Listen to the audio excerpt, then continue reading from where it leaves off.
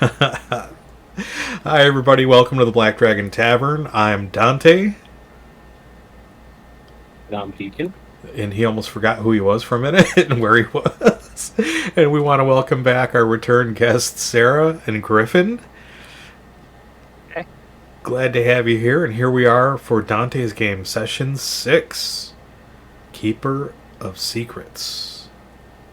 So this is exciting. So a lot of shout outs first. I'm going to say thanks to Capricious Gamer for joining us like throughout the week and during the odd times that we pop on and happen to get the whim to stream. The whim to stream.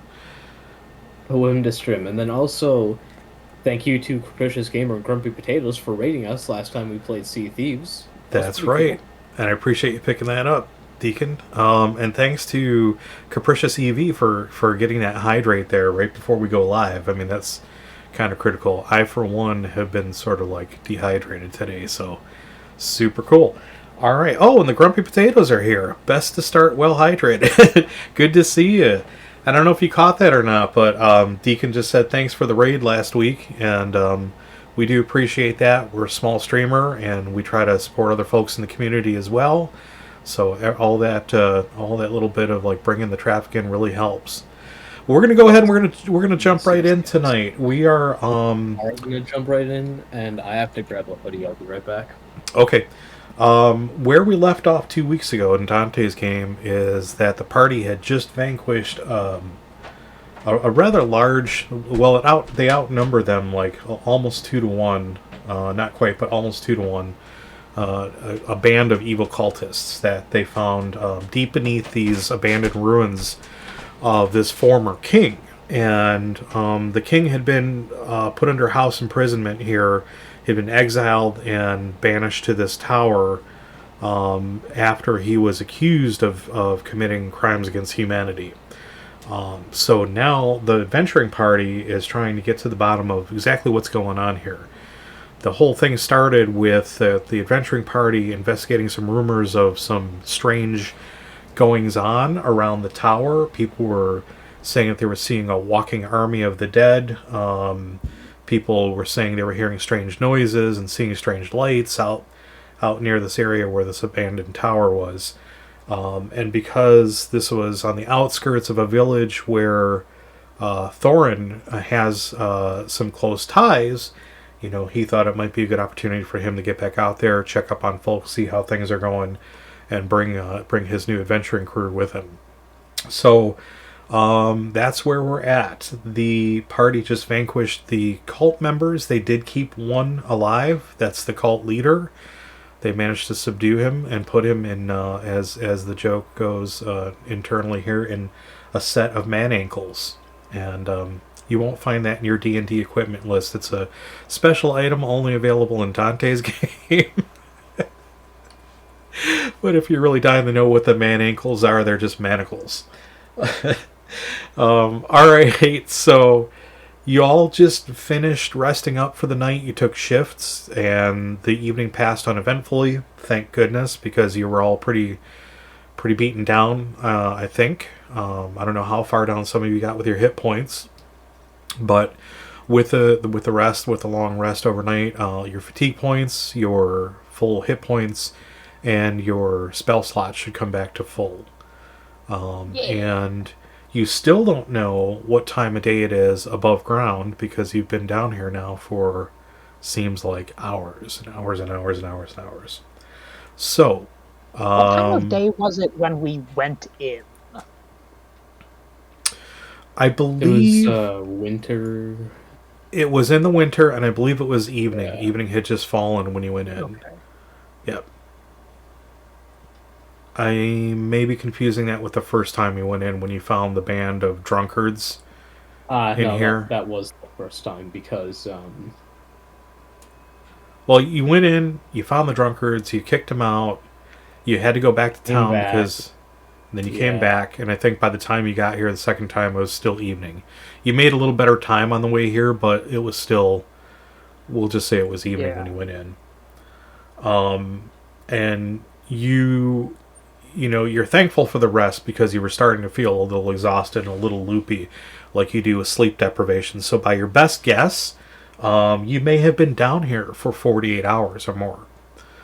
And it just doesn't seem like it because, game time is different than like in the dungeon time. So we run things a little bit faster, but realistically you were probably in here for about a good 48 hours just marching on with no sleep. Adrenaline will do that to you, but when it crashes, it crashes. Okay, so on that note, you've got, I'm sorry, what was that? I was going to say adrenaline and political intrigue. Yes. So on that note, you've got Strix Bale, now known as Sucks Balls. After he was renamed by somebody cashing in their quest points, their channel points, to rename an NPC to Sucks Ball. So you've got him tied to this pillar. You're all rested up. You're all healed up. And I'm going to ask the classic question. What do you do? What do you want to do? Who's doing what? Let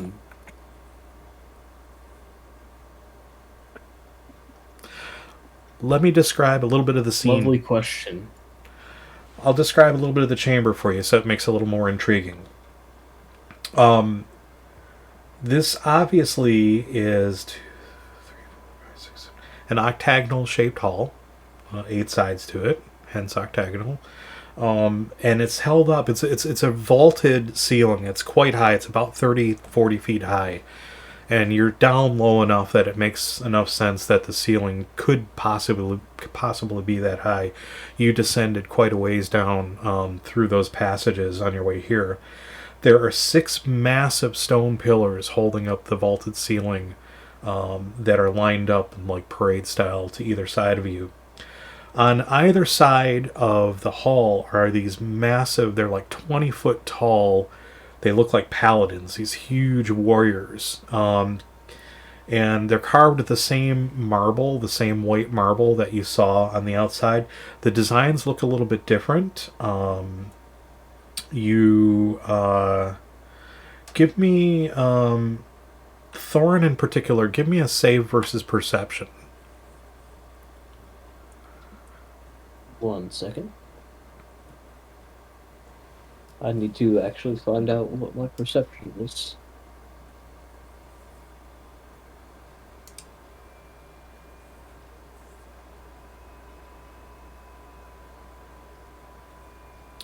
So while he's doing that, I'll continue on. There are 4 large braziers in either on opposite corners of the chamber that are putting off quite a bit of heat and quite a bit of light. 16. Okay. Okay, so you made it. I'll hold that in my brain for just a second. And then at the far end of the chamber, there's a multi-tiered stone dais. So it steps up to this platform that has these 2 large half walls on either side with these candles sitting on the forefront of the walls, and then in the center on the top uppermost platform of the dais is a large stone throne with what looks like to you from your vantage point across the hall the skeletal remains of a king. He's wearing a crown on its head, and it's draped in very like royal although tattered garbs and accoutrements, and it looks like there's something laying at the king's feet in front of the throne. And then the big obvious thing in the center of the chamber here is a large pentagram that was drawn out in blood, and you see a trail of blood leading off at the far end of the chamber, making its way up towards the dais. And at the end of that blood trail is an eviscerated body, effectively.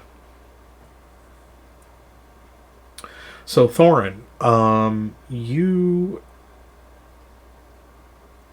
are looking around at this because to you, again, your family history in particular, this is of high fascination to you for several reasons. One, this is actually, or was actually, a royal court, a court of sorts. It's not the public court that you would have seen back in Arcadia, but it would be very well suitable as a royal court. It's got the throne, and it looks like it's used for holding people of importance here. And obviously, this is where the king held court, albeit away from like public eyes. Yeah. Also, the architecture in particular is impressive to you because of the scale, just the sheer monumental size of everything. And you do notice that these two paladins on either side, the designs are a little bit different. Like the shields on these have, whereas the other ones were just smooth and smoothed over, these actually have designs on them. In particular, you happen to notice each one of the shields has 3 oval-like circles in a triangular shape on one corner, on one field. The shields are sort of, what's the word? Not engraved, chiseled. They're broken up into 4 fields, 4 squares on the shield.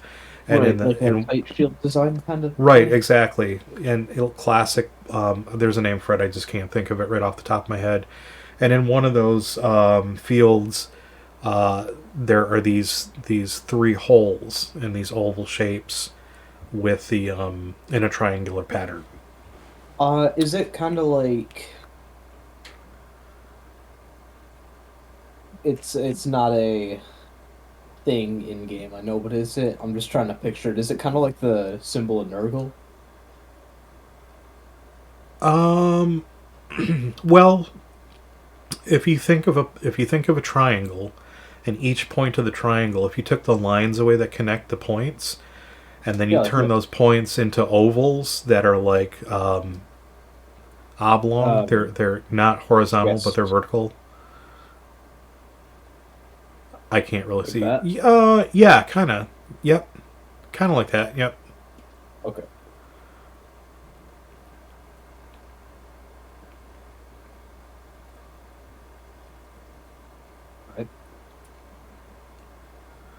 So Cal and Gryphon, Cal and Hassan, in the meantime, what are you doing? What are you all doing?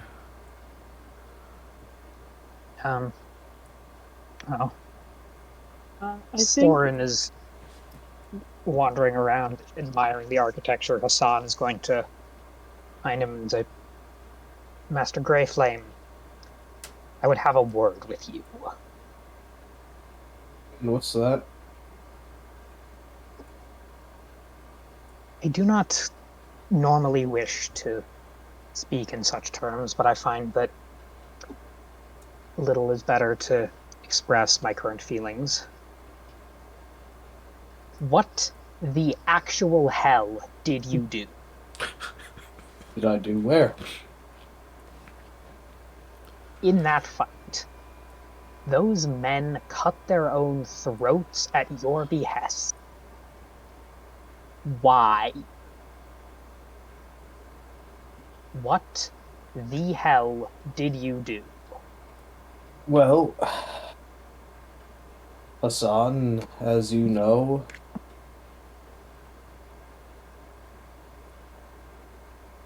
how should I word this?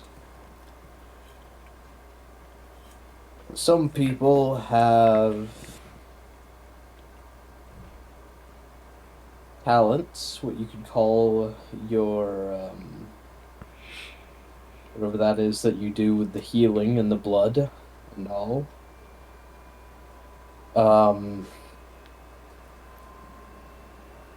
Mine are just different than yours. I am not asking as to the manner of ability you use to cause it. I know magic when I see it. No, my question is why? Why would you commit such an act? Well, that one is much easier to answer. You, from what I remember, are not an adventurer, are you? This is all quite new to you, isn't it? This won't be the first time that you run into this. No, this is the first time you run into this, and it won't be the last, but in a thing like this, it's either their life or your life. And I wasn't too keen on the idea of losing mine, so had to be them.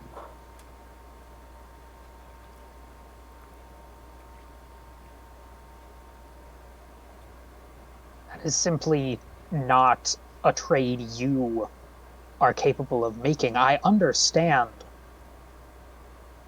killing in the heat of combat, but that is not what you did.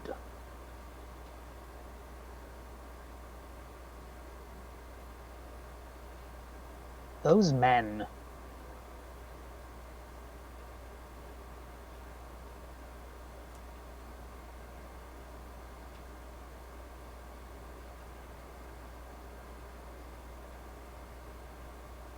Well, that is those... not the sort of thing that a good man would do. You do make a good point. I don't, however, recall ever calling myself a good man. In fact, I wouldn't now. And I wouldn't had you asked me before that. I am not good. I am not bad. I do what I need to do to survive.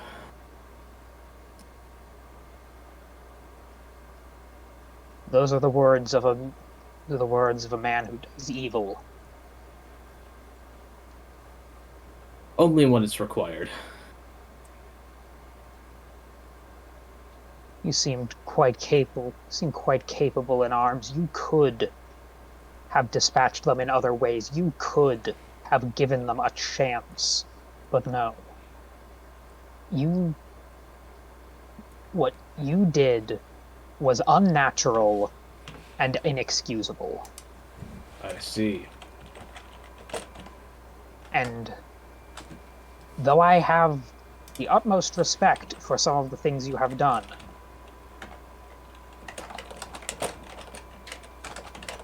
if you do this again, I will not hesitate to turn my blade against you.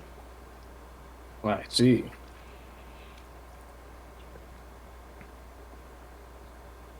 In the eyes of God, this is not an action that can stand.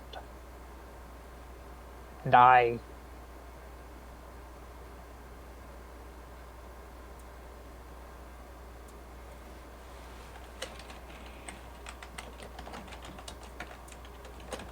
will do what I must.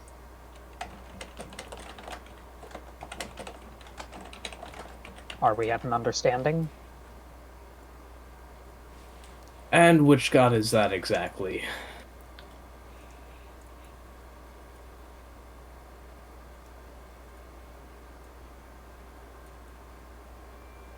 Any god, all the gods. The distinctions between them are trite at best. Oh, the distinctions between them are quite important in my studies. And I don't believe it would be all gods either. The god of death, for example. But Gods that's of death just do to not name a wish few. souls to be brought to them in such a manner. No god worth respecting and worshipping and calling itself a true god would condone such actions.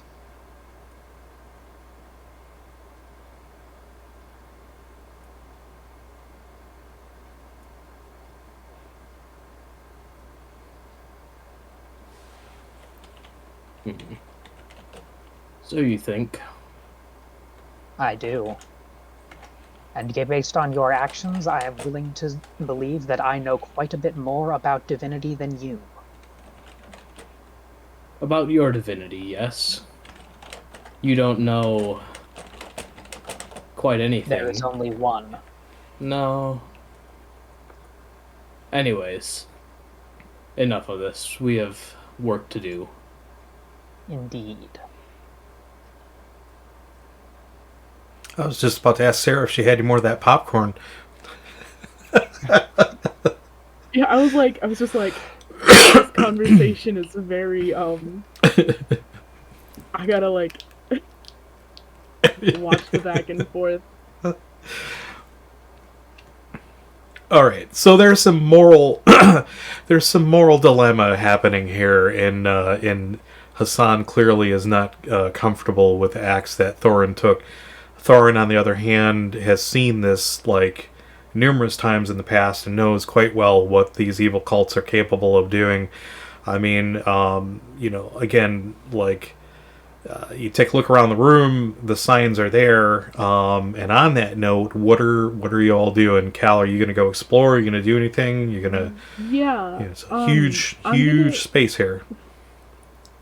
I think I'm gonna like meander around. I'm gonna avoid this weird pentagram thing. It was not friendly to me last time. So, I want to like head over towards the dais. Yeah, sure. And investigate the dais. Yep. Around the pentagram because I'm still, yeah. And also probably trying to skirt the body as well. Yeah, okay. Yeah, I mean, at this point, they're just, they're inanimate corpses. And what you see is, again, this impressive multi-tiered dais with a stone throne on it, and it is indeed the corpse of what you assume is the former king. He's got a crown on his head. He is very skeletal features. The skin is dry and desiccated, but it kind of looks like I don't know if you've ever played Skyrim. It looks like the Draugr, basically. Like he's if it were a little drier here, he would have probably been a little more well preserved.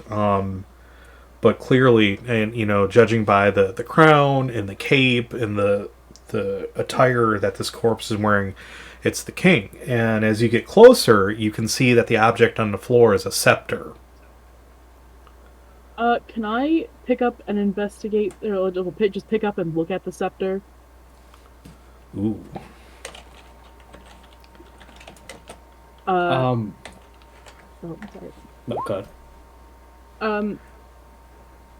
Maybe I shouldn't though, because Okay, you did. Yeah, once you see the rolling, you start questioning like everything. Okay, so you pick up the scepter, and let me get my notes open here, and I'll tell you how bad it hurts. oh no. While he's doing that, I'm debating drawing down this whatever they've painted on the floor in blood there in my journal to have like some sort of note of like, went here, saw cult, this is what they had drawn on the ground, look into this further, but at the same time, maybe drawing it out, not the best idea, I don't know. Okay, Cal. You can draw it out I halfway. feel like as long as you're not drawing it in blood with like evil intent, you're probably good. Well, that or you could don't just like you don't know. They could have most of only it. drawn it in blood because like Jeff forgot the paint at the store. All right, at the merchant. Jeff, damn it, Jeff! You always forget the paint. All right, go grab some random villager. Jeff's like, why do I gotta go grab that? I always do this. Why can't they just give me a shopping list? Okay, so Cal, so you lean over, you pick up the scepter.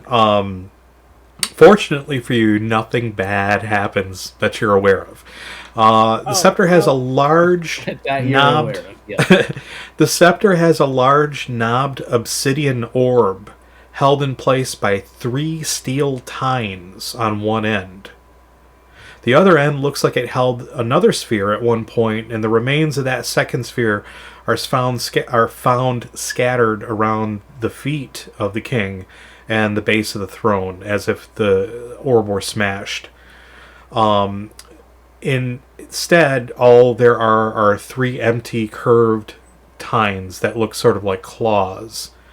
that protrude on the end of the scepter. There are two short, as you're handling it, you notice that there are two short spike-like protrusions projecting out of the middle of the shaft of the scepter. Give me a save versus perception. Versus perception. Got it. Excellent. Well, that's pretty good. So you're looking at this thing and you're pretty curious about like, uh-oh.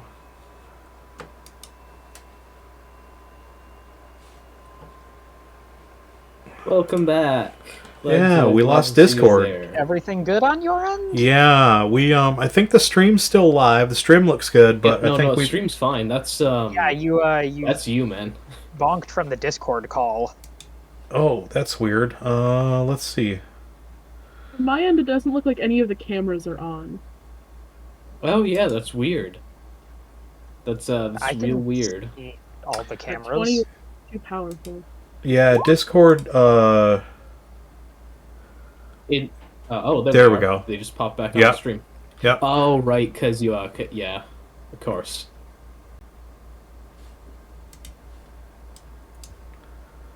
I'm gonna zoom in Are here. the cameras on stream tied to Yeah. solely Yeah. tied to his camera? Yeah, no, they're tied to the Discord call, but since he dropped out of the call entirely and not just Oh right, Yeah. right. we just went dark for a minute. The stream was still going, and people could still hear the. I don't know if they could still hear the audio. Probably not, because it looked like it rebooted for me, like the whole thing rebooted. Okay, anyway, we're back. So Sarah, you roll the 20, you roll the 19, and you got your 2+2 bonus. So that's pretty high. It's 21 total. So, given your background, just plunge us into darkness. Okay, thanks, Ayu. Or Reki, I'm not really sure which one of you it is this evening. Either one of you, welcome. Glad you're here. Sarah, you're looking at this pretty good, given your background. You're like, ooh, I bet I could get a pretty penny for this.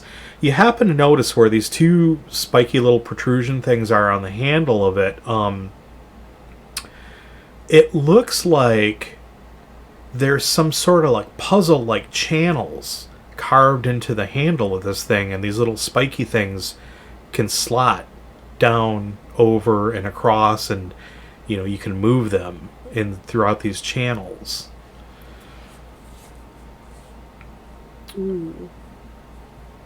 Can I want to try like messing with them. Or actually, wait. Can I like? Do I see like an end goal to this puzzle, or is there like, or do I not see some sort of like how mazes have like a thing that says finish on them, Like... Yeah, big red letters. It's painted on the bottom. It says, yeah. Well, it might not be like the word finish, but it might be like it says prize here. No, like an indentation or something.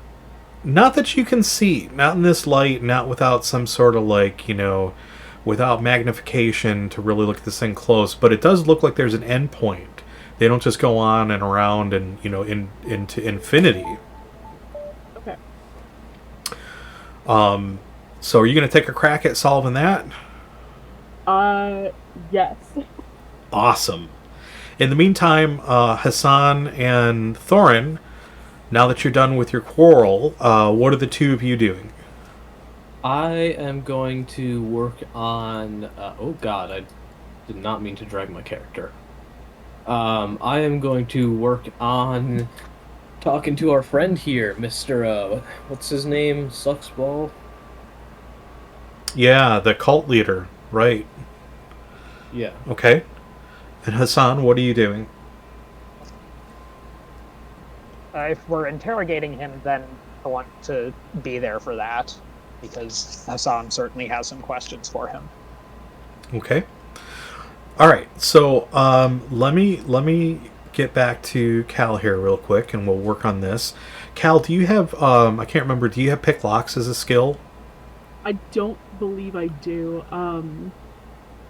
Damn, you're a rogue and you can't even pick locks? I'm not a rogue. Okay, fair enough. No, I don't. You're a criminal. They're an enigma wrapped in a riddle, surrounded by a mystery. The inner machinations of my mind are an enigma. Alright, no, I don't. Okay, let's do this. Give me a save versus dexterity. Save versus dex. Ooh! Yay. I shouldn't have said that, but here we are. That's how you know you're gonna. Yep. Okay. Shouldn't have said anything. I shouldn't have said anything. So you work at this a little bit, and you kind of get the hang. You're like in concept, in theory, you get it. You're like, oh, it's like a puzzle. These little bits move, but they're independent. So it's complex. And you're working at this thing. You got your tongue sticking out. You're like, ugh. You're working at this pretty intensely for like 15, 20 minutes or so. You're starting to sweat. Sweat's on your brow. Give me another save versus dex. Better. Okay. So you start to work the puzzle, and you get the hang of it, and you're like, oh, okay, I got it. And you get it about halfway down on one side. The other side's trailing a little bit behind, but you got it, and you're working this thing again. This is good, 15, 20 more minutes of like intense. This is pretty intricate, the way the patterns are. So, right when you think you have it, it slips around to the other side, and then you're on the track back up. So give me one more save versus dex. All right, so that's two fails. So it's going to take you a little while longer here. And, again, you're really, like, focused now. You're like, I can do this. You put it in the light. You know what you need to do now. So I'm going to give you a +1 in top of whatever you have for your normal bonuses. So give me one last save versus dex. Let's see what you can do here. Okay, all right, you made it.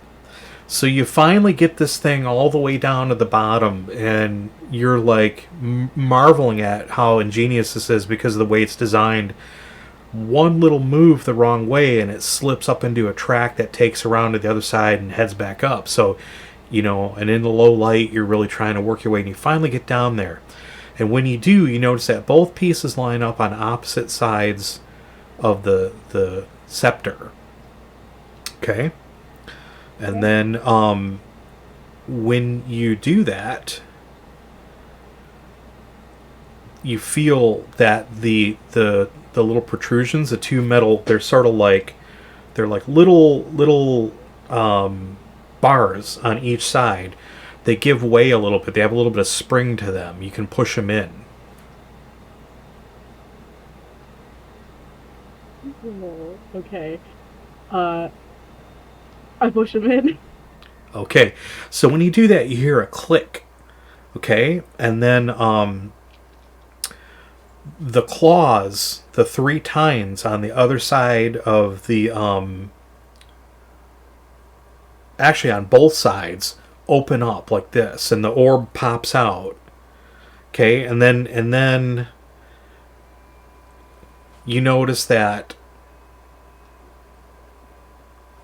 they're like in this triangular shape. Okay.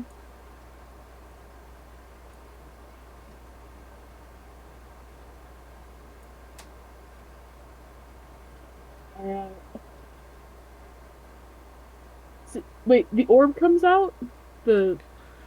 Yeah, the tines, there are 3 claws, right, that are holding this ball, this orb, and the claws open up. Okay. And the orb comes out. Interesting.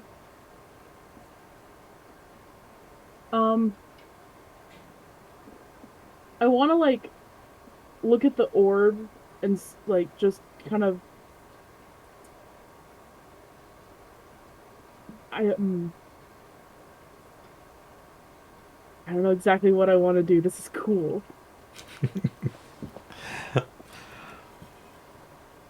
My brain's just like, ooh, not only is it shiny, it's also interesting and shiny. I think I'm gonna look at the orb and just, I don't know, I don't think there's any way I can figure out what it's made. I mean, you did say what it was made out of, but now I forgot. So here we are. Obsidian. So it's like obsidian. Black glass. It's fairly, it's small. Well, it's about the size of maybe between a baseball and a softball. Probably closer to a baseball, and it's got some weight to it. It's a precious gem. Probably in and of itself, it's probably worth a pretty price. Money, you say? Now you're speaking her language. I'm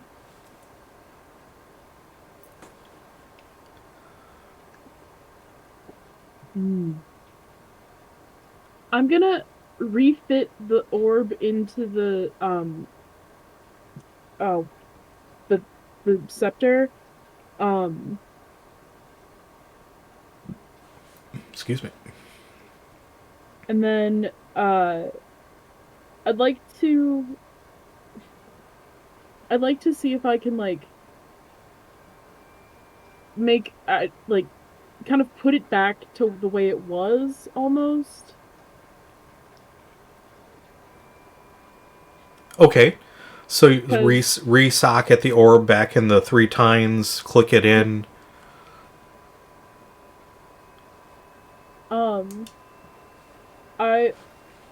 And then I want to put the scepter away in my backpack. Or okay. Somehow fix it to myself so I don't have to carry it in my hands. Okay. You said the skeleton has a crown, right? Yes. Can I have the crown? Yeah, you're gonna lift that too and put that in your backpack? Yeah. May as well. I wonder, if they give you some special, hey, welcome back to Arcadia. Oh, hey, I guess you own the place now. You're now the queen. Crown, you got the scepter. Congrats, you're in charge now. Are you looking over the remains of the king? Are you doing a once over to see if there are any other valuables or anything while you're there? Yes. Okay. Absolutely. Well, you find the king's ring. You find the official signet ring of the king. It's similar to the other one that you found in the armoire, but this is a little more ornate and it looks a little more official and much a little more sizable, I guess I would say. Nothing else really of value, like maybe the chain that's holding the king's cloak. There's a chain, cloak clasp. It has 2 gold medallion on either side, and it's connected by a chain. But all the clothing is pretty tattered, and with just the merest touch, it sort of crumbles. There are bits and fragments that are still preserved. I will take the cloak clasp. Okay.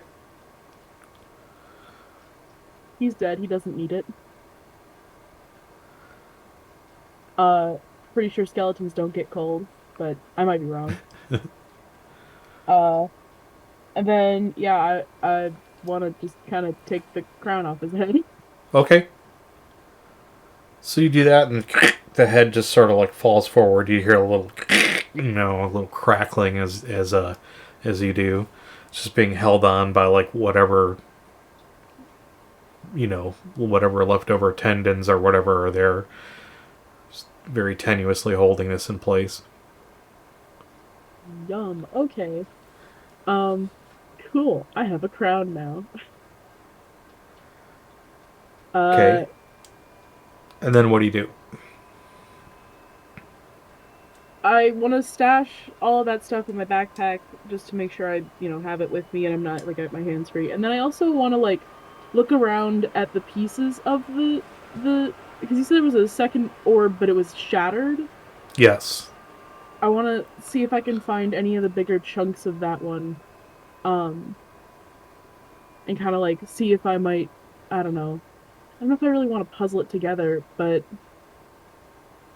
I want to see if it's made of the same stuff. Okay. At Well, least. it's pretty easy. It's pretty easy to figure out, and there are some large spherical shaped pieces. Of course, it was shattered pretty badly, but there are some clearly identifiable spherical shaped pieces on the other side, sort of like here, right around there, and they're white marble. They seem to be. They look like they were made of the same marble as the statues that you've encountered here in the Great Hall and also in the other places.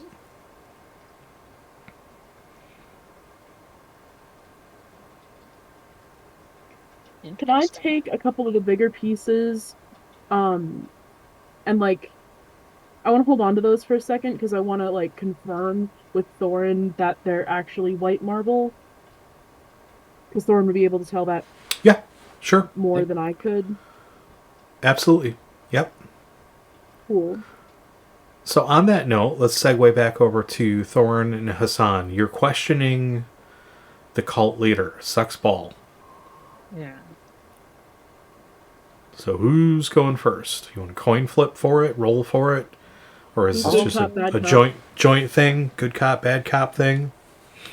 Let me maybe let me handle this one. I have some skills, some abilities that may help out. Oh, Lordy, help us Depending all. on what they are, I may have to stop. But I will allow you to begin. Alright. We're going to start off with what should be the easiest way to do things here. I am going to attempt to cast hypnosis on him. See if I can just get him to tell me himself. Okay. Do you want to just, for sake of clarity, for me, so I don't have to open it, just read me what the spell does? Yes. And then also actually, for the people out in Twitch, they can also know. And if you're tuning in for the first time, welcome. If you're lurking, that's fine. We appreciate the lurk. Feel free to drop in and chat and say hi. We're playing Dante's game. It's a fantasy homebrew RPG. It's based on old school D&D. It's based on a game called Arcanum, another game called Chivalry and Sorcery, and a little bit of Warhammer Fantasy roleplay mixed in. About 42 years in the making between the adventuring world and the rules. So things may seem similar to D&D, but this is not D&D. But it is really fast, fun, and gritty. And gets pretty deadly here fast. Okay, so Thorin, take it away. Hypnosis. Hypnosis. This spell allows the caster to hypnotize and gain control over any single creature. The caster must have in his or her possession a small, highly polished object, such as a coin or medallion, which I have, and must have the attention of the intended subject for at least 2 or 3 seconds, which I can do pretty easily. I think. Sorry. Oh. Sure, you just Clockwork Orange his eyes open and, Yeah, exactly. Any creature or being failing its save... it's a save versus wisdom. Okay. For no effect. Any creature failing its save does what? Yep. Any creature failing its save will obey the commands of the caster as long as the subject is not commanded to do anything which is radically against their belief or alignment. Okay. Alrighty. And that's a spell, right? So you're casting that? Yep. Okay. And then...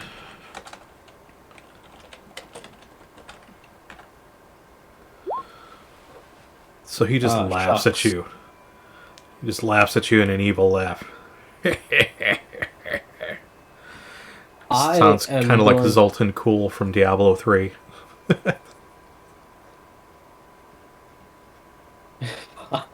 Fucking Zoltan, I remember him.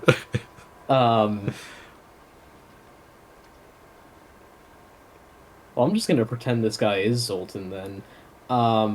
Willpower. Save versus will. Wisdom. Sorry, save versus wisdom. How do we get a guy? How do you get a dude to fail a wisdom save? I'm gonna kick him in the nuts and try again. Oh my god. Oh, seriously? Oh yeah. Oh my goodness. Feeling my well, tactics? So he's manacled. You have interrogation. Uh-huh. Oh my goodness. It's easier to hypnotize him and then know that I can just ask him or like tell him to tell me the things rather than having to go through the process of like verbal abuse or physical threat or torture or save versus constitution. So really, he's basically a prone target. You got him manacled to this pillar. He can't move. It's a free shot to the jimmies, basically. Give me no. I'm gonna have you roll for damage. Give me it's only a kick, so I think it's only, and it's not a martial kick, so it's 1d4. Yeah. All right, but this is like to the nuts. Isn't that like 1d20? No, it's not. Psychological damage, maybe. Yeah.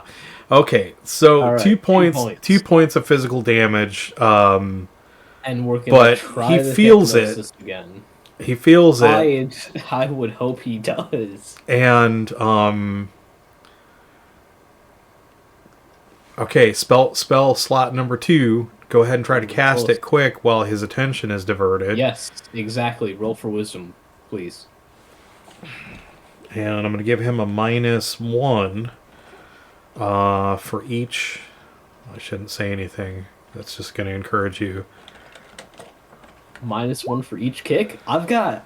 15. Well, that was lower. Yeah, 15, so he makes it. I've got 3 spell slots left. If it's -1 for each... you know...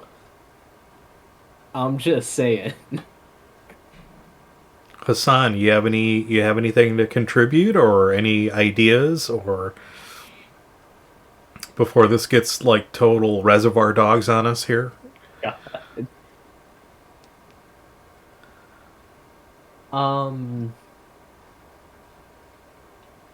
While he is thinking of that stuff, I'm gonna go into interrogation now. Starting with physical threat, which is save versus wisdom once every 5 minutes. Okay. You're physically threatening him. You're not. Yes, you're not actually physically harming him. Okay. No. Otherwise, that would fall under torture, which is a save versus Constitution once every 5 minutes at a penalty of -1 on each subsequent attempt to save. Okay. All right. Well, what are you doing? doing? Accidental death occurring is a 1 in 10%, or 1 to 10%. That's what actual. I'm going to be threatening him with your fists, your feet, your weapons, your. Yeah, man, my feet. Yeah, gonna just put my boot down right in front of him, right in front of where I kicked him, and gonna say, I know, it hurts. One of your boys did that to me earlier in that fight. But, seeing as we're not in a fight now, we could be doing this for a while, so... How would you feel about answering some questions? Okay, and you don't have to do save versus charisma, right? No, it's okay. He has to do a save versus wisdom every 5. All right. Well, he fails. Like, you know, he's not the fighting sort, and he knows you're quite capable of taking him out based on what you did to his other companions. He knows that you've got the capability of doing that. So, what is it that you're asking him? The first thing I suppose we should ask him is... Fuck, sorry. Get the fucking hiccups, man. Oh, this sucks. Does it sucks ball? Oh my god. Sorry, had to. What are... Like, I'll maybe ask I him, had to.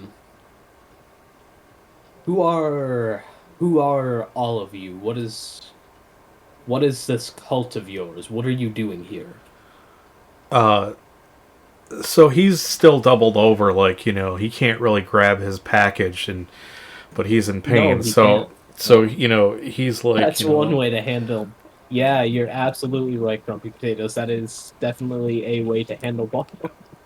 so he says, "You insolent fool! We are the keepers of the eternal flame. You know, we are here to preserve him." And he sort of turns his head towards the king. You know, he said, "We serve him and his immortality. You know, for he will be resurrected and one day rule again." Hey now. And who's this? You kind of. So I'm sorry. You kind of caught it there in the middle. Well, when he said that, he said, "We're here to serve him." He threw his head. He pointed towards the throne of the king. Yeah. No, I didn't catch any of that. You were cutting out. Okay. Okay. Towards the king. Well, You serve a desiccated corpse.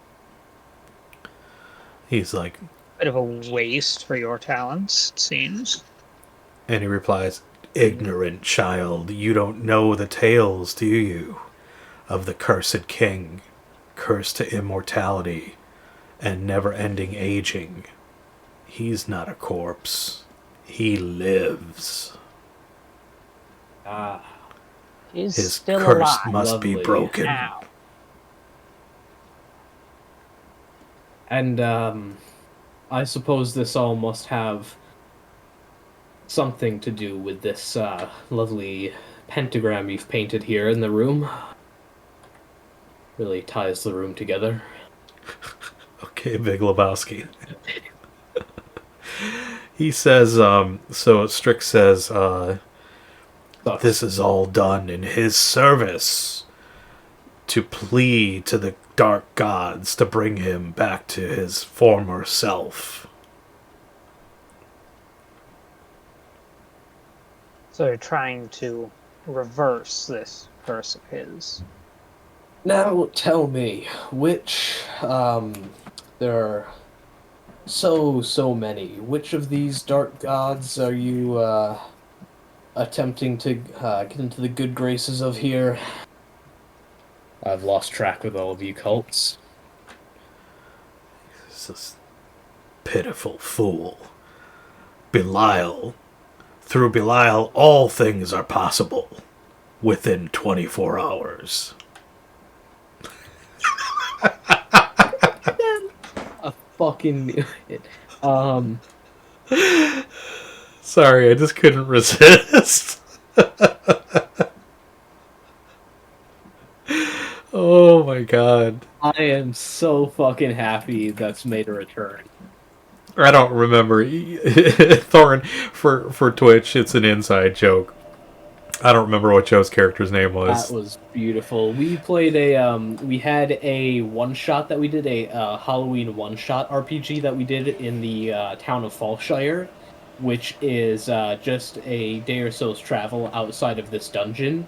And we had a decent cast of characters, one of whom was a preacher or a prophet of Belial. Priest of Belial. There we go. And the whole thing with this one shot is we were going around trying to find why people were disappearing from the village, and people were asking us to bring their loved ones back, and he would go around saying, yes, convert to Belial and your loved ones shall return, because through Belial all things are possible within 24 hours. Other details may apply. So, okay. So you can It is tell getting clearly, far like, too long. Gryphon and Sarah are like completely enthralled with that by the looks on their face. So on that's that note, wonderful. let's move forward. All right. Belial.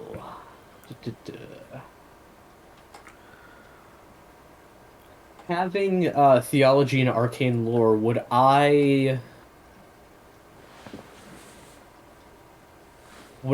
know about this ritual, or even having traveled with a priest of Belial before, would I know anything about what this ritual is? Give me a theology roll. That's what the skill's there for. To ask. Yep. That does not actually show up. Oh, it's just an intelligence save. All right. And I think don't I have a macro built for you in your action bar? No, because theology is just a straight up intelligence save. Ooh. Okay. Okay, so you might not recognize this particular ritual. Basically, this is like a binding spell, a binding ritual. The circle is to invoke the spirit or support of a demon, a lesser demon, and it's also done to ask a boon or a favor of that demon in exchange for a soul, hence the body that's crawling out of the circle that they sacrificed. I'd assume that they had only needed him for like paint or whatever. Okay. Well, he was doing double duty, so okay. they had a 2 for sale at the right. You know, the like, at the body shop. Body Yeah, Depot. Jeff forgot the paint for the last time, so. So Oh, so that is Jeff now. they were. Yeah. So he tells you or you know, he tells you basically, you know, his like, you who see yourself as so righteous know so little of what you hunt, demon hunter. Oh. You know, and like his ego sort of takes over and he tells you, you know, this ritual is to bind the soul. This ritual is to ask a favor of the dark god Belial that he release the king, the true king, from his curse and bring him back to full constitution. Okay. What did he just call me there? Like righteous or whatever. I am going to let's see. I am going to kick him in the nads again and tell Hassan, you keep questioning him. I've got work to do with this circle over here. And then I'll look back at after I kick him in the sucks balls, I'll look back at him and say, I never called myself righteous. Indeed. You certainly wander far from that path. So I'm gonna go over here and while Hassan is asking him whatever he wants to ask, I am going to try to just like start getting rid of the circle and putting down, because I believe I still have Are you gonna chalk. Yeah, before you do that, are you gonna inscribe this in your Derarum Demonica? Yeah, I am. But I said I was doing that earlier. Oh, I can catch that. Okay. Anyways, I'm gonna start working on getting rid of the pentagram and kind of like putting down a couple like holy symbols of Yeah, you basically lay down the salt of the earth or the chalk. You desecrate the circle. Yeah. I don't have the Derarum Demonica in here in digital, but they got like all the like the holy like circles and whatnot, like the right. All that. Okay. So I'm just gonna put some of the like the anti-evil ones, you know, like evil be gone kind of thing. Okay. So you mark it out, evil be gone. You put the little symbols on there. You put a little little Mickey Mouse on there, and yeah. Okay. You do your thing. So while you're doing that, Hassan, are you questioning Strix? Yeah. Sucks? Now, tell me more. Why do you seek to return? I'm just going to move your figure over here. Now, I am not from this country, so please explain to me in all the details. What is the legend? Why do you serve this desiccated, apparently not a corpse somehow? So excuse me. So he tells you, he said, your infantile brain could not possibly comprehend the depths of knowledge that this immortal being possesses. He says, we seek to return him to his true place in the world, the only one destined to rule the entire planet. He's seen things, he's lived longer than anyone. He was chosen. He was not cursed, he was blessed. But I can't expect the likes of you to understand this. He was blessed and you seek to undo it. Sounds a little counterintuitive. I told you wouldn't understand it with your infantile brain. Oh, there's a difference between restoring his constitution and undoing what was done to him. There are ways around it. To restore his youth, not break the curse entirely. Look, it's trying to think for itself. How amusing. Oh, don't patronize me. I can and will turn you back over to Gryphon if I need to. I saw how you quaked in your boots when your stunty little companion here did his best, or worst, on me. Cry me a river.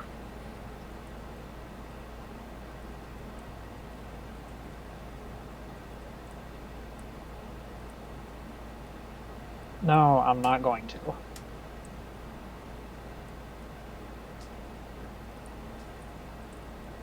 Cal, in the meantime, what are you doing?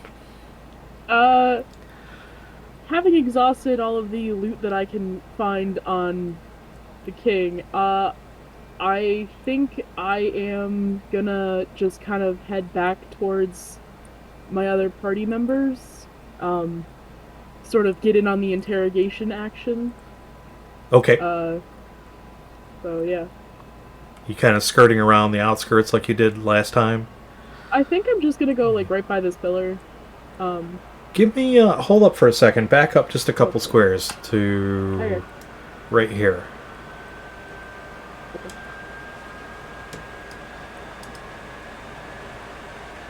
Give me a save versus perception. Versus perception? Yeah. Okay. 16. Okay, so as you're making your way around there in this sort of semicircle, not gonna look at the bodies, not looking at the bodies, going around the bodies, you kind of make your way to this pillar. Last time you came on the outside of it, sort of like around here. This time you're kind of skirting in. But something catches your eye out of the corner of your eye. Something about this statue. Again, like, there's something different about it.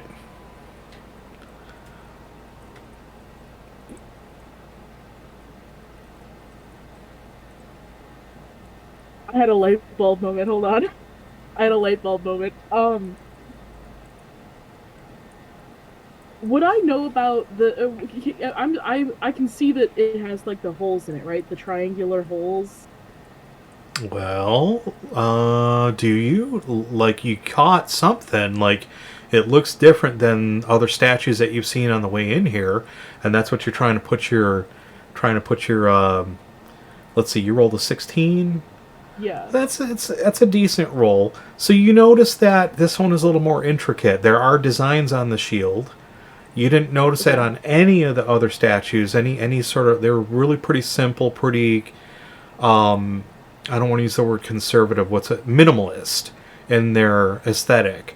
This one has an intricate design on the shield, and you do notice there are circles. There are these 3 circles. It's in a triangular shape. Can I take the scepter and the end that doesn't have the orb? Can I try, like, slotting those into the oh wait, is it etched or is it, like, actual holes? Well, why don't you move your figure up there and go look? That I will.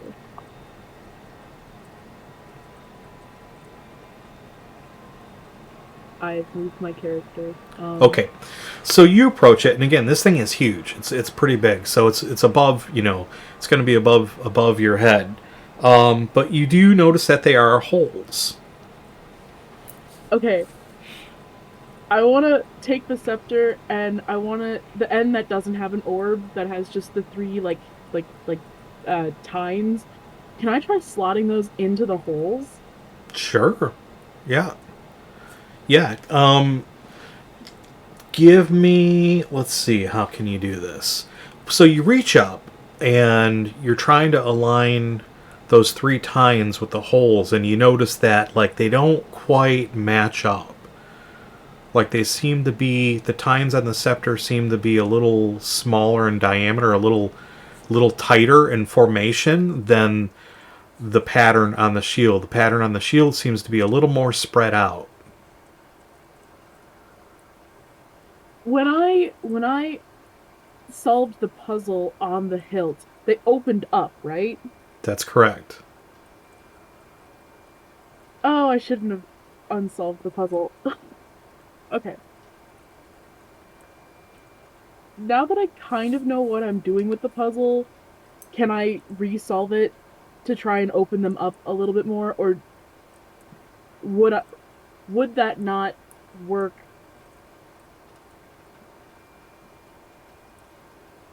I saw that they opened up, but since I saw that they opened up, would I have an idea about the general spread to make sure that they would actually fit, or does it? Or You'd have to try it. Be able to think? Okay. Without having a mechanical, engineer background or something, and really knowing the measurements, you could take your best guess, but you'd have to do it. You'd have to open it.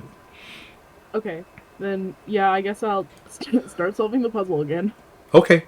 So I'm not going to make you roll this time, because now you understand the mechanics of this, and you'll eventually do it. It's just going to take you a little while, maybe not quite as long as it did the first time, but after 15-20 minutes or so through one fairly focused session of really trying to do this, you get the little pins all the way down to the bottom. You click them in, and those 3 tines, they pop open again, like they did, sort of spring activated. Okay. I want to try fitting them back in the holes. Okay. How tall is your character? I want to say I don't even remember what I said. Give me 1 second. I wrote it down. I think I said something like 5'11", 6 foot. Yeah. I'm tall. I can be tall. I want to be tall. Okay. So yeah, you can just manage to reach it. If you're really stretched, almost up on your tiptoes, you can just manage to reach it, and now that you've unlocked the tines again, you saw that puzzle and the tines clicked open, you can see that they're going to fit in those holes. I've used my brain. I didn't think it was possible.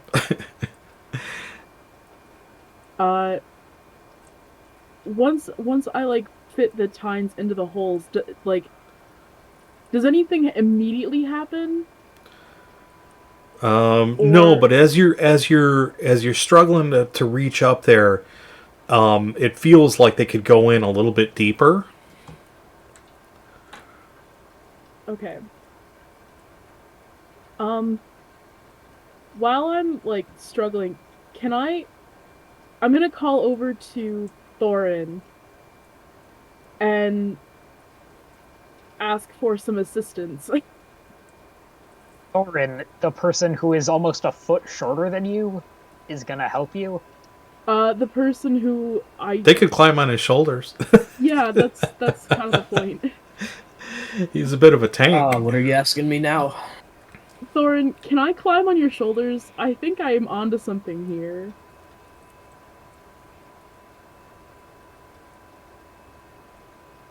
Dude, at least she's not tossing you. You know, nobody tosses a dwarf. Yeah. Let me just look at something real quick. Dude, why am I having such a hard time reading today? So let's cut to Hassan. Hassan, what are you doing in the meantime? Yeah, You're still I'll go questioning, review that. or are you just kind of keeping an eye on Sucks?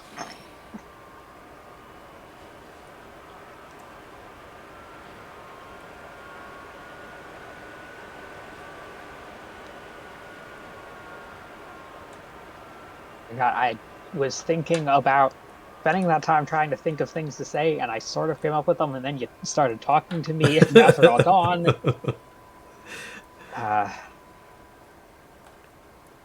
So basically, do you continue the line of questioning, or are you letting it just cool for a little while?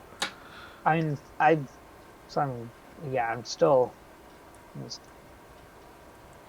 So you ask him like a series of questions. You're trying to get to the bottom. You're trying to be a little more civil with him, and you say, "Look, there's no reason why we can't reach an accord. My companion is a little more physical than I prefer to be.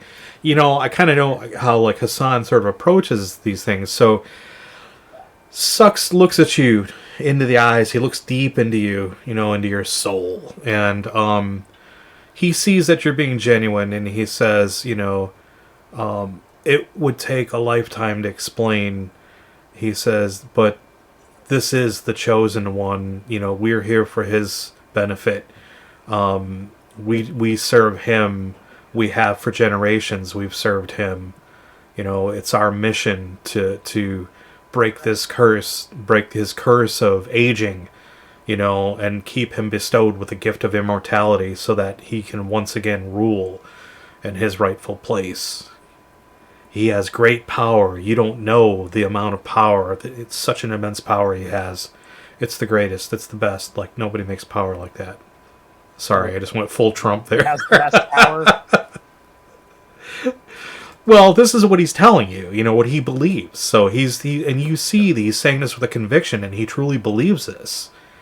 Whether or not he's all there and whether or not this is true, those are two different things. But this is what he believes, and he's saying it with such conviction and fervor that, like, to you, unless you want to, if you can give me a save versus intelligence and see if he's BSing you, in fact, like, that might not be a bad thing to do, because if you have any doubts about what he's saying, or at least the veracity of what he's saying, so you get the feeling like he believes he's telling you the truth, like he believes what he's telling you. You don't really have any evidence to go on that it's true, because your eyes are seeing one thing. There's a skeletal corpse up on a plinth, on a dais in a throne, and he's telling you, oh, he's alive, he's immortal, but he's been cursed with aging, so of course he's gonna look bad. You would after like 200 or 300 years yourself or whatever. What was the line in Yoda? When 900 years old are you? 900 years old, looks so good. Look as good you Yeah. So that's kind of how that whole line of questioning goes. You think you maybe have, like, I don't know, for now reached the end of that line, because you're starting to get some. He's repeating himself. It is for his greater glory and power that we do this in the name of Belial, and yada yada yada. You've hit the you've hit the like Dark Souls NPC conversation cap where they run out of dialogue. Oh, they're just gonna start you repeating again. the same line. Yeah. Exactly. You again. Oh, you again. Okay, looking around, do I get a stand up to look around, see what the others are up to? Would I notice that the king's head is no longer attached to his shoulders at this point? Well, it is, but it's sort of like, it's sort of like hanging down. I apologize for being a bad DM, and I can't make my head go down to my gut, but that's the best I can do. It's literally hanging on by a thread. There are probably some desiccated tendons or something in there, and some skin, leathery skin that may still be attached, and it's kind of just keeping it there. But Okay. He's not looking like a cake pop anymore. Might be able to just. I'm going to, like, kind of like grab his face and turn him to look towards the throne. I'm going to say, "Does that look like a man who is still alive?" So you do, and he's forced to look up at the throne, and he mutters some sort of like blessing, in the king's name or whatever, may the flame burn eternally within his royal, royal form, royal shell, and he says, looks can be deceiving, Indeed. Am I, by any chance, within earshot of this? Or are they kind of like... Well, yeah, you can hear it. I mean, it's a chamber, and there's like echo. They're not whispering, and the audio here carries fairly well. I mean, even though it's. I'm gonna shout back. Bollocks! I hate. Yeah. No, I'm not talking to him. No. I hate to take his side for just about anything, Hassan, but he does have a point. Looks can be quite deceiving, and I've fought corpses that were up and moving around more than he is, that have looked in much worse condition. It's not entirely out of the realm of possibilities. And not all of them were just drunkards dressed up either. Give me, Perhaps. Hassan, give me a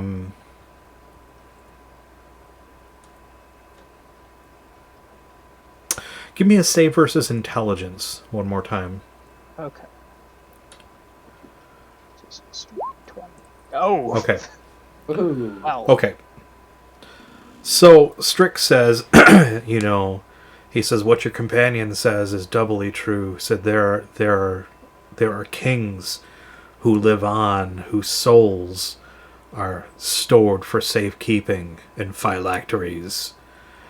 He says, but clearly you're not familiar with that concept. He says, you'd be wise not to try to educate yourself on the subject firsthand. They typically don't turn out in pleasant results. Hey, real quick question. Mm-hmm. Can I get like an arcane lore background check? What the fuck is a phylactery? I just do not know what that means. One, son, I'm very disappointed. Two, your character would know, being a demon hunter or being a witch hunter. Phylactery is basically, it's what all, even IE from the Grumpy Potatoes is sad. I am sad. It's basically what liches store their immortal souls in, basically. It's like, what was his name that stored his heart in the locker? Davy Jones. Oh, yeah, Yep. No, that was Davy Jones. David Bowie? What? I'll see you at David Bowie's locker. You take you down to David Bowie's locker. Wasn't that like the whole point of the movie? They had to like go find David Bowie's keyboard or whatever and like play whatever the fuck song. Like, wasn't that what they had to do? I don't know. Changes. Okay, let's get back on track. For crying out loud, this should be entitled the AD&D the AD&D stream.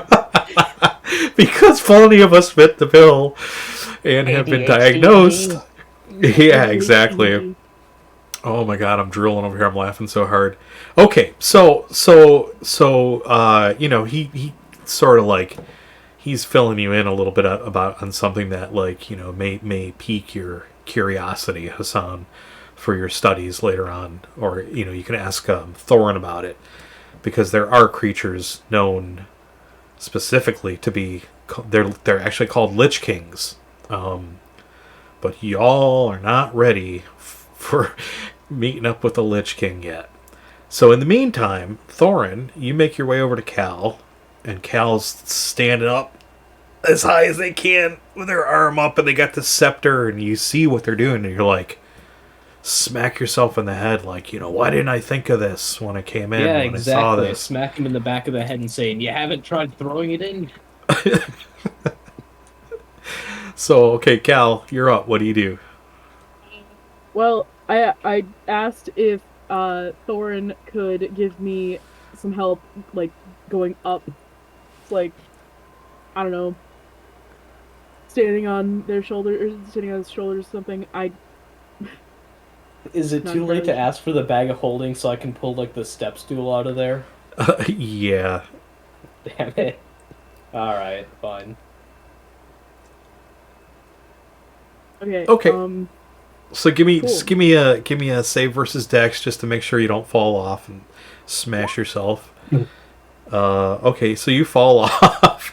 After a try or two, you manage you work it out. Like he leans against the statue and you climb up on his shoulders and you're holding on to the shield of the thing, and you got the scepter in one hand.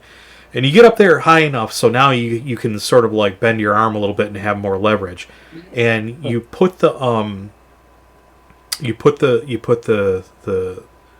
I almost call it a trident, because that's almost what it's like, but instead of being all lined up in a row, it's like a triangle. So you put the tines of the scepter into these holes, and you push it in there. You sort of like level it out the ground, and you hear and you feel a secure click. And then momentarily after that, you hear like a low rumble, and the statue starts to move forward towards you. Oh, that's bad. I'm gonna back up. Okay.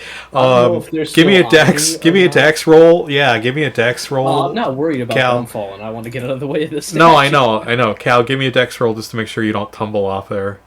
Okay, Wow, Okay. Oh, I thought it was a nat 20. It's 17 plus 3. Okay. No. So you land like a cat. Boof. You land on your feet and you kind of like move out of the way, you leap out of the way. And this statue, let me see if I can do this. Dun, dun, dun. I'm going to move your figures out of the way here.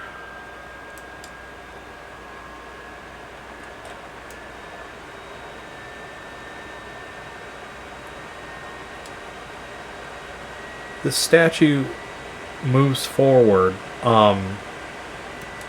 and let's see.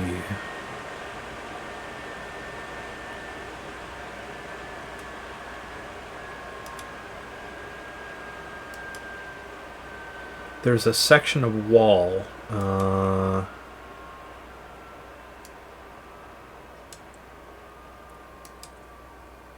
I gotta see if I can do this now.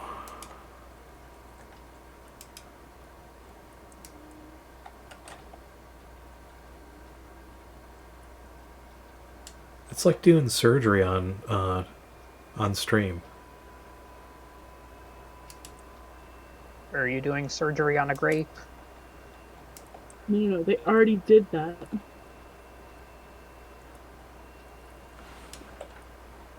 They did. They did surgery on a grape. Okay.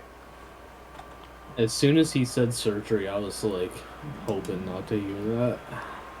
Oh, that's tough. Let's see. Maybe that might be too far. I don't want to spend 5 hours trying to get this just right, but I do want to make sure. I can move my token through there. Yeah, I'm just gonna. Yep, just give me one more minute. I'm gonna move these two things here.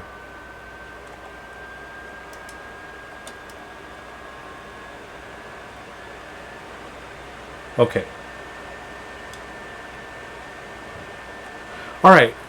Go back to objects and tokens. Zoom out. So the statue moves forward and brings a section of wall with it as you unlock this this locking mechanism. What do you do? Like, I guess slowly approach, like, behind the wall So kind of like move over and then like just kind of wait and see if this thing is gonna like move back into place like quickly. I'd rather not be hit by a moving statue. It seems to be stable. It seems to have stopped and doesn't seem like it's moving. Okay. And you hear this voice like from the other side of the chamber over where Sux is, like, in Belial's name, what is that? What just happened? What's going on over there? I can't see anything. And you're not going to see anything. He can't, he can't turn around because of the way you've got him chained to the pillar there. Okay. I'm gonna call Hassan over, since this is big discovery. Since I kind of do. Real quick, since I saw what happened and Hassan's going over there, I'm just going back over to keep an eye on Sux. Okay. Just don't want any funny business. That's fair. Okay. Hassan, you asked what I did. I seem to have impaled a shield. Yeah, move your token over there, Gryphon.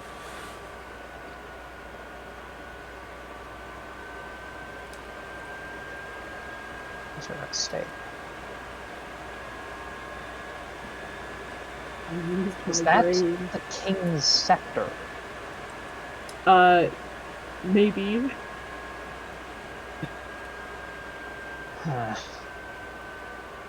I take it then that we have you to thank for the less than fully attached state of the king's head. Also, maybe. Tyrant or not, you really should give more respect to the dead. But that is... shiny things. What was I supposed to do? Leave them, for they were not yours to take. So you step around. What is he going to do with it? So you step around this statue, and it opens up into this rather large chamber. It's 10, 20, 30 by 30, a little over 30 by 30 feet. And clearly it looks like the king's treasury. There are numerous... Did I hear somebody say fuck? I swear to God, I thought Deacon said fuck. I didn't say anything. Oh, okay. Maybe somebody said huh. There are numerous numerous shiny objects in the room. There are chests, there are statuary, there are works of art. There are stacks of gold coins here and there. Dibs.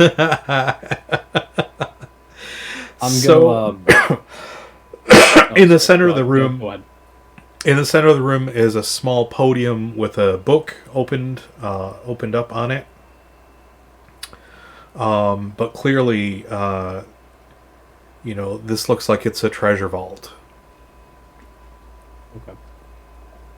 I am going to... What do I have?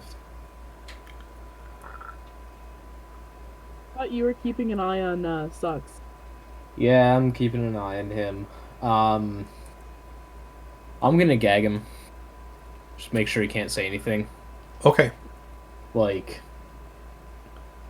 I don't know how exactly. I'm sure I've got some rope stuff that I can do it with, like rope, bit of cloth, whatever.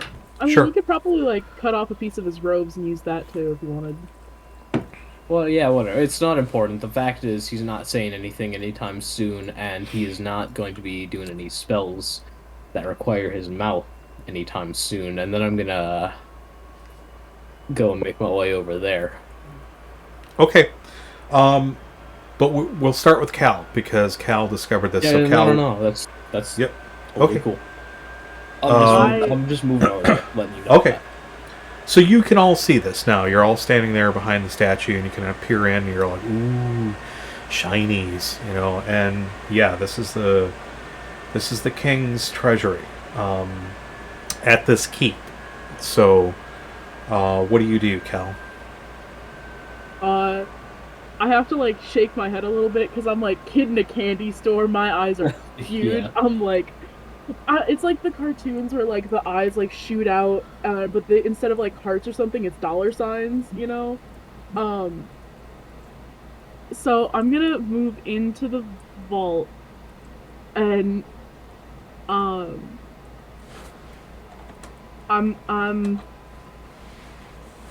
I want to look at this podium first, just to kind of see, like, I want to read what's in it, or like it looks like there's a book on it, so that's why I said read. Sure. Because maybe it's like a ledger of all of the things that are in the vault, and it'll give me a better idea of what I want to take. Because, sure. My moral compass says money. Well, it's open to a page that has like illustrations of scepters, of different types of scepters, and some of their workings, and it has symbols written underneath them, and mostly it looks like it does look like it's sort of a catalog of certain objects, but it's a fairly weighty tome, so it would take you a while to go through it. You can flip through it. You probably want to be really careful with it because it's been here for quite a while, but you get the idea that like it's not quite a journal. It's more of like literally like a catalog of articles of note and whatnot.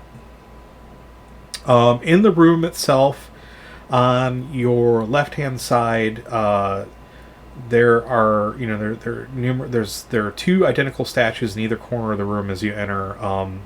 They're both holding these maces, these morning stars, and these shields that are like they're silver, and they look like they've been polished, almost like mirrors.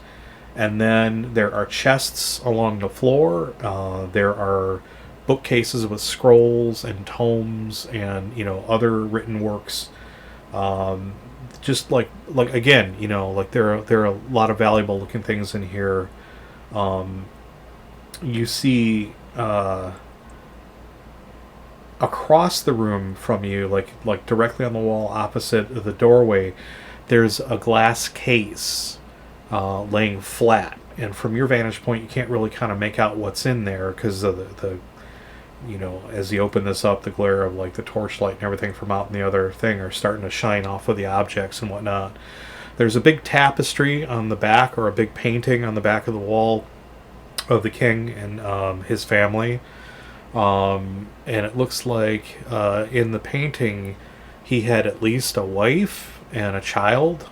None of the names are painted on there, but you assume that that's who those people are. And again, there's a very ornate wooden curio case with a glass top laid flat out on a slab underneath that painting.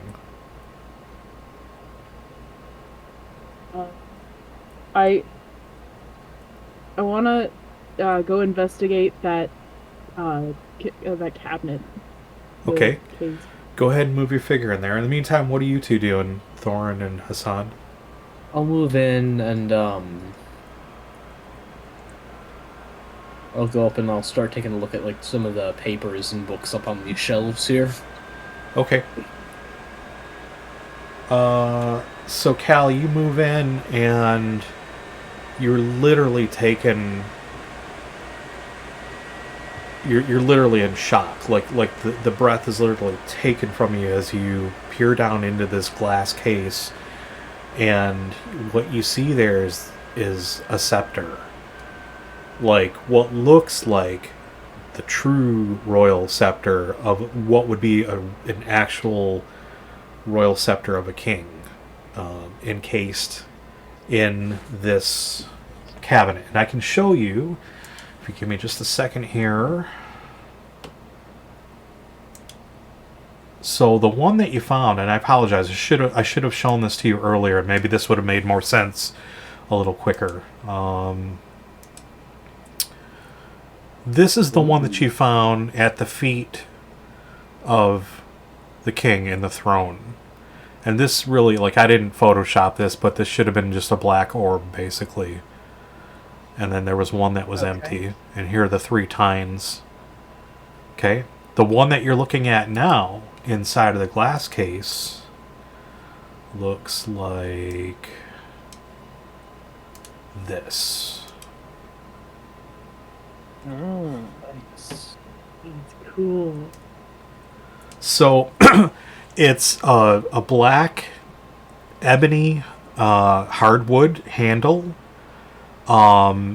and the scepter, the top of the scepter and the hilt of the scepter are done in gold, what you assume are actual real gold.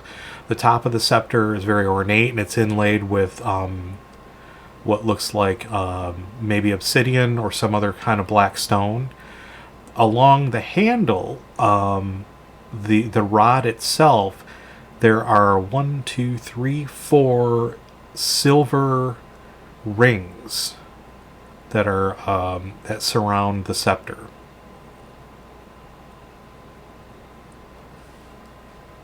That's awesome. I'd like to check the cabinet to see if there's any like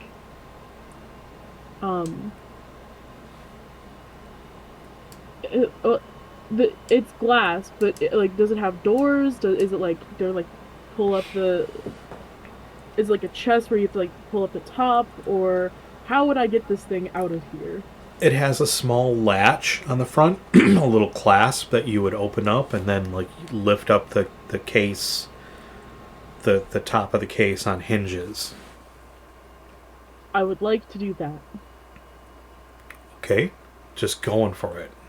So yeah, you unlatch it, then you very gently. It's a little sticky. It hasn't been opened in quite a while, but once you do get the wood separated from itself, it opens up rather easily because the hinges are well made, and it looks even more stunning, like exposed, than it did through the glass.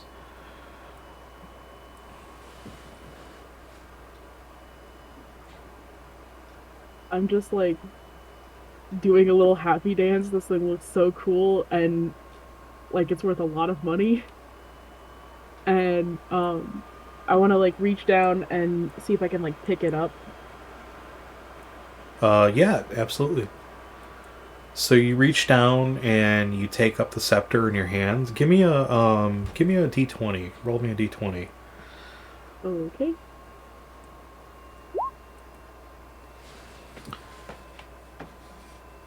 I got a 16.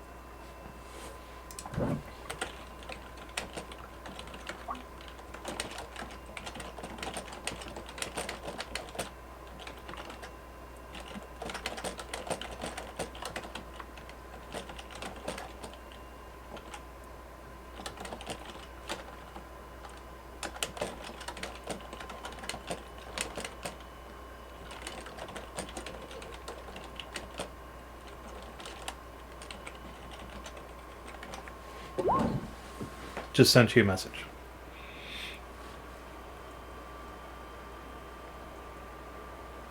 Ooh. So, in the meantime, Hassan and Thorin, what are you two doing? I mean, Hassan, go ahead, but I was just looking at the papers there. That's right. I'm sorry.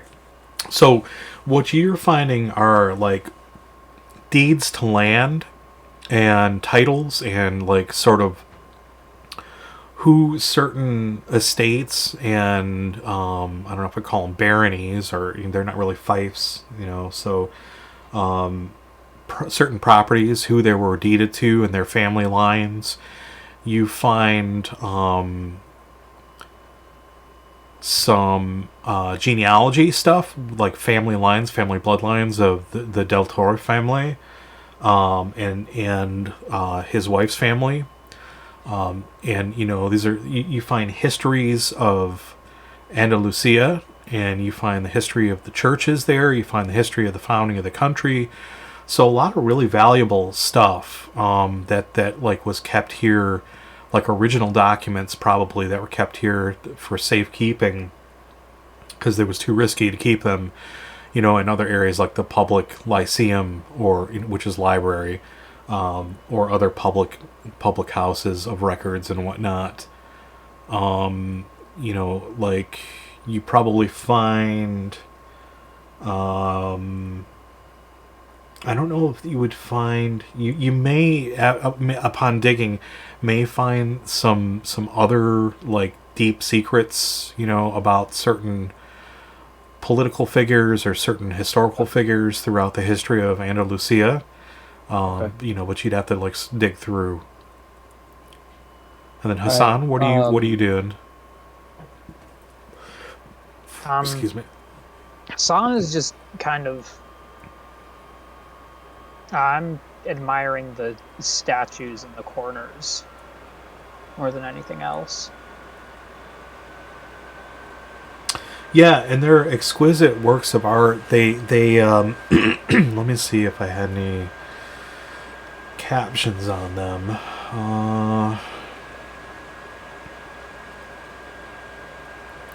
So basically the flavor text for the room I had was, you enter into what is clearly a treasury room filled with rich goods piled from floor to ceiling. Beautifully colorful tapestries illustrating scenes from Andalusia's history and King de la Torre's lineage cover the walls. Statues of all sizes, exquisitely sculpted marble and alabaster, occupy the corners of the room and other areas between locked oaken chests wrapped in gold metal bands.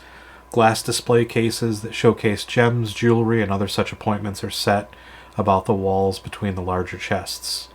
And then we talked about the glass display case set atop a marble plinth that Cal's looking at. Nothing specific about those statues other than they look to be really old. And we just lost Twitter again. No. We like just on we his or end, not Twitter. I'm sorry. I don't know was- why I said Twitter. It's like we lost the channel. Hang on, give me one You second to did. pull that back up. It's been all fine on my end. And I mean, we're on the same network, so. Yeah, it's probably just me. There we are. Sorry about that, Twitch. We lost Discord there. I lost Discord there for a minute. So, and I'm streaming, so it just goes black, and I don't know if the audio cuts out. Anyway, Hassan, nothing specific about the statues other than they look like maybe you recognize them to be the works of like an old master. Like, throughout your travels, you'd know probably, like, with your background, being an aristocrat, you would recognize, like, it'd be like now, like Michelangelo, Da Vinci, Rodin, and so on and so forth. Sure. You'd recognize the names of these master Da Vinci. artists. Dali?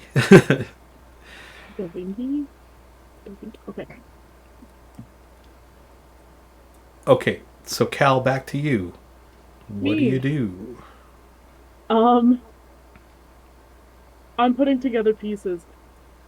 So, thinking back to the warden's journal, I know we haven't thought about that in a hot second, We sure But- haven't. but and the legend, because we got told the legend before as well. With the quote unquote ambassador that showed up, like, who wanted the scepter, right? I wonder if the king didn't give him access to this scepter and gave him access to the key, and that's why he got mad and cursed the king. Does that make sense? Like, Who are you asking? Your travel companions? that's a good question. Who am I asking? It's good deduction, I can tell you. I like that train of thought, but Like- that's something you'd want to float, to your. Yeah. I can't yeah, confirm yeah, or deny, like, I'm unless gonna draw the connections and tell them the connections I've drawn. I'll tell Thorin and Hassan, like, remembering back to the journal, Connected the two dots.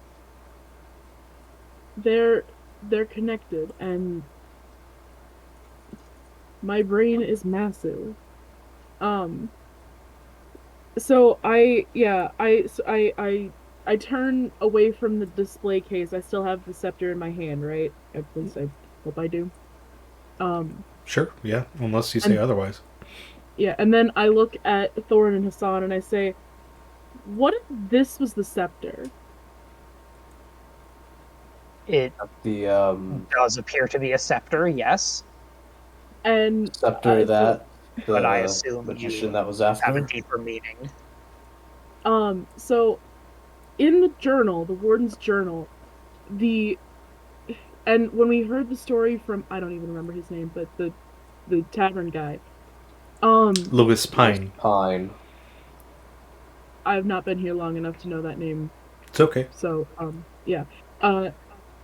When we heard the story from the tavern, didn't he say something about how there was a foreigner who came in and he was obsessed with the king's scepter, and once he got his hands on the scepter and found out it wasn't what he was looking for, he became angry and cursed the king.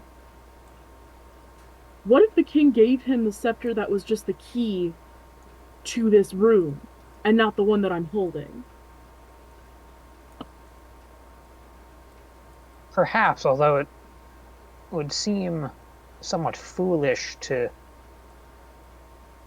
instead of giving him what he wanted, give him the device that still holds the key to getting exactly what he wants. That the thing is that this person that the king gave, I don't even know if he gave the scepter to him or if it was just like grabbed out of his hands or something, but whatever happened, I don't think that something tells me that that person wasn't necessarily in the right state of mind to really be thinking about these puzzles and piecing them together. perhaps not. Oh boy, this is gonna not help at all. Maybe it will.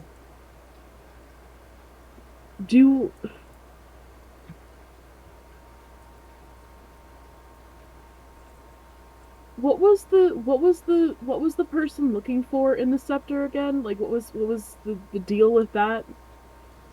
He thought that the scepter had or gave the king some power, whatever it was, and he came here searching for that power, for that scepter, the power that came with it, from what I remember. That's accurate.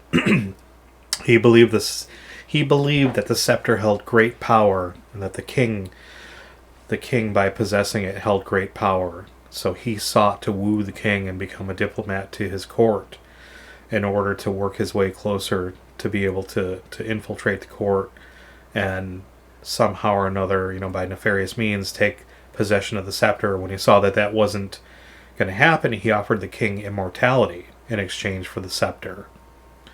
And the king was tempted, but he turned down the diplomat. He turned them down at the last minute, and then as a result, this wizard became enraged and cursed him. Not only did he give him immortality, he also allegedly gave him eternal aging. Okay, That's so what, it wasn't. That's what the legends. That's what the legend says. Anyway. Okay. I want to reread this journal. If you don't mind, while you're thinking about all that, I'm going to step out for a minute. I've got some questions for a friend out here. For Mr. Ball? Yes, for Mr. Ball. All right, Hassan, in the meantime, what are you doing? Are you still just kind of hanging around, admiring the works of art, or are you searching anything, looking in the chests or anything? I mean, because if Thorin was searching the table on the opposite side, Hassan might take a look at the contents of this table over here. Sure. So See again, if there's any useful information. Mr. Ball is probably accurate now. That's funny. I don't know if you saw that in chat, Deacon. So much like the other table, the scrolls and tomes and things that you find, like these are like this because this is like a vault. The works, I didn't document everything that's in here, but generally what you would probably find are rare first edition works like poems or poetry from country's great poets. The country of Andalusia, or the continent of Andalusia.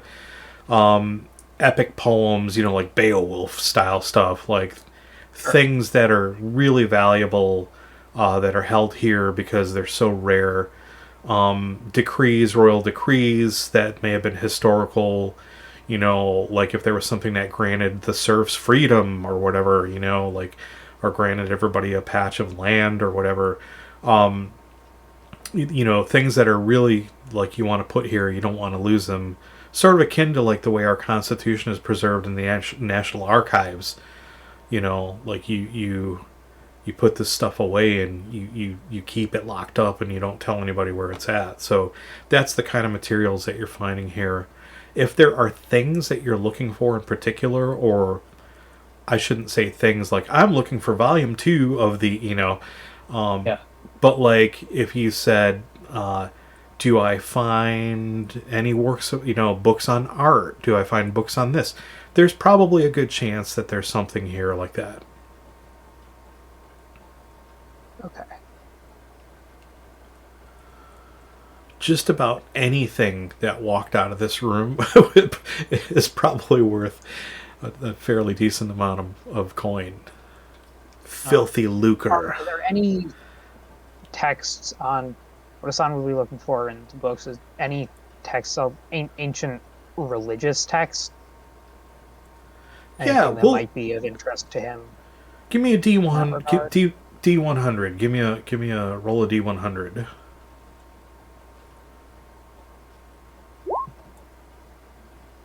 $43?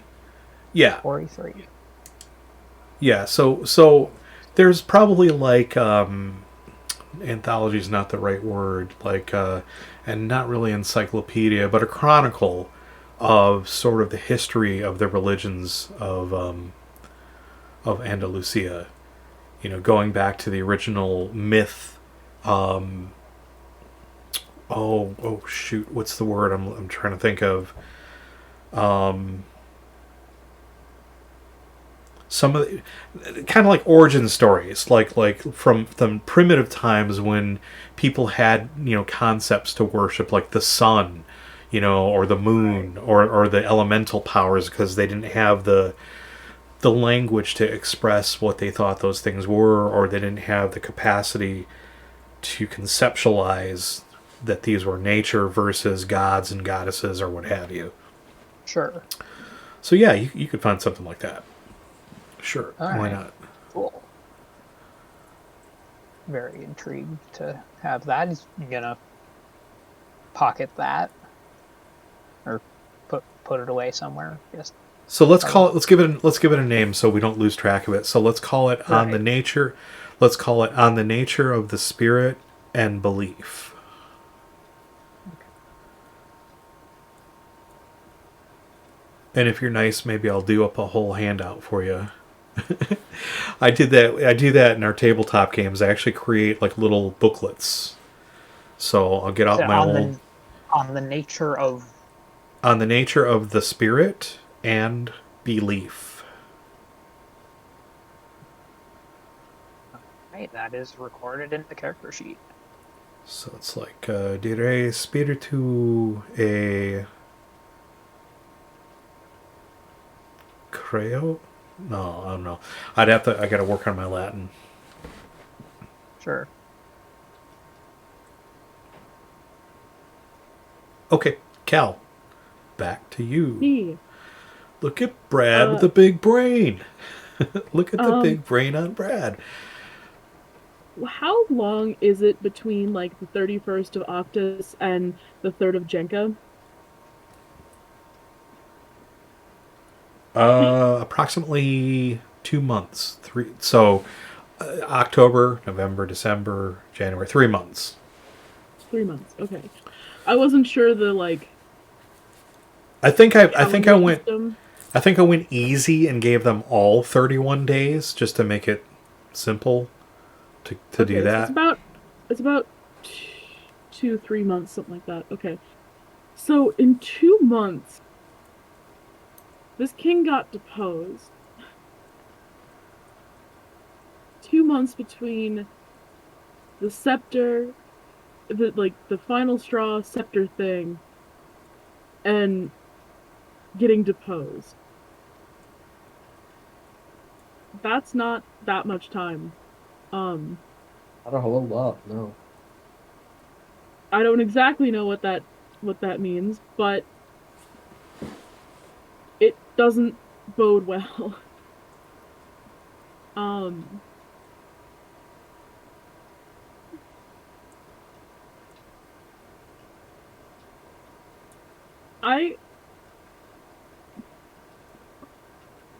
I'm trying to decide what I want to do. On one hand, the chests seem to be beckoning, but also I have a mystery in my hands, and I kind of want to like. Finally, somebody mentions the chests. I've had more important things to look at.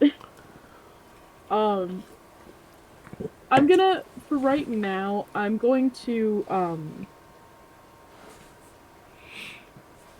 I'm gonna lay the scepter back in its like spot, and then I'm gonna investigate this chest down here. So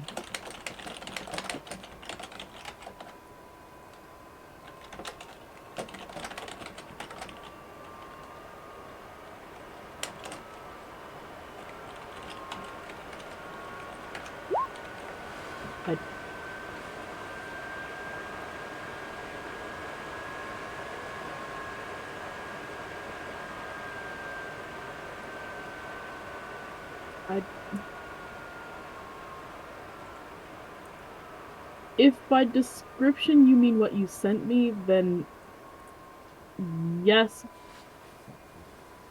But also treasure chest.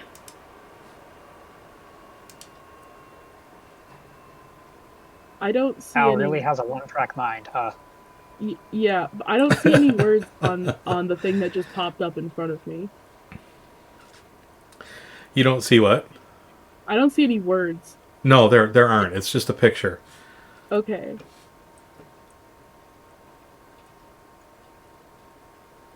I don't... You're trying to, like, help me into something, like, to figure out something, and, like... I am trying so hard not to spoon feed you. Yes, I want to investigate that.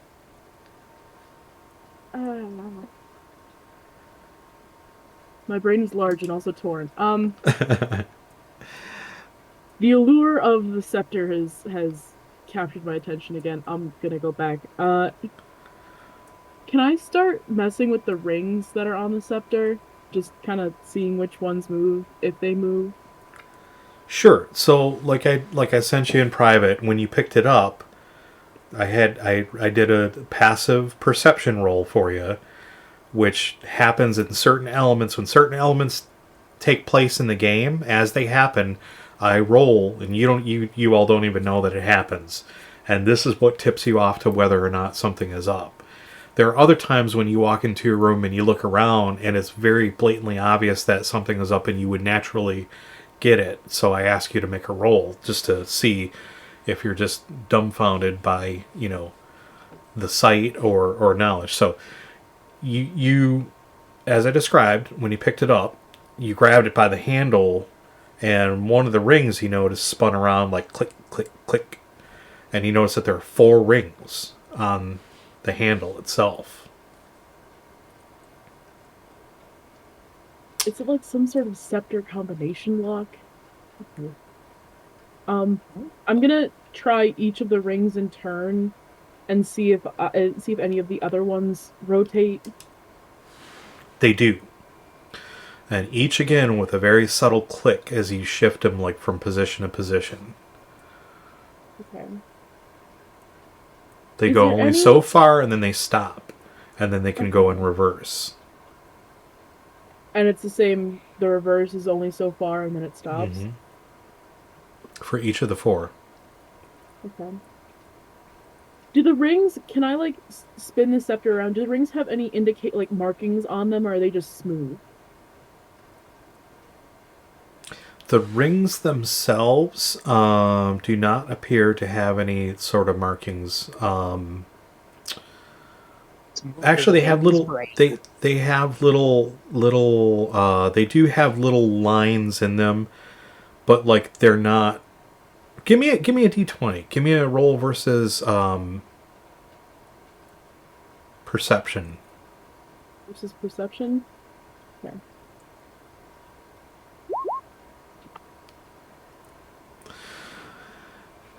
Chatbot, Deacon? Hmm? Chatbot? Yeah. Was it a spam? Was it advertising, or was it like? Yeah, no, it was spam. Yeah. So 14. Yep. Okay. So you notice it looks like the rings have ridges on them, like the edges of a coin. From what you can see, they look to be uniform, so they don't really look like there's something there that might give them away. But the closer you look at it, the more you feel like maybe one of the rings, they are, what's the term, perpendicular to the way the thing runs. They run up and down like the way the scepter does. Trying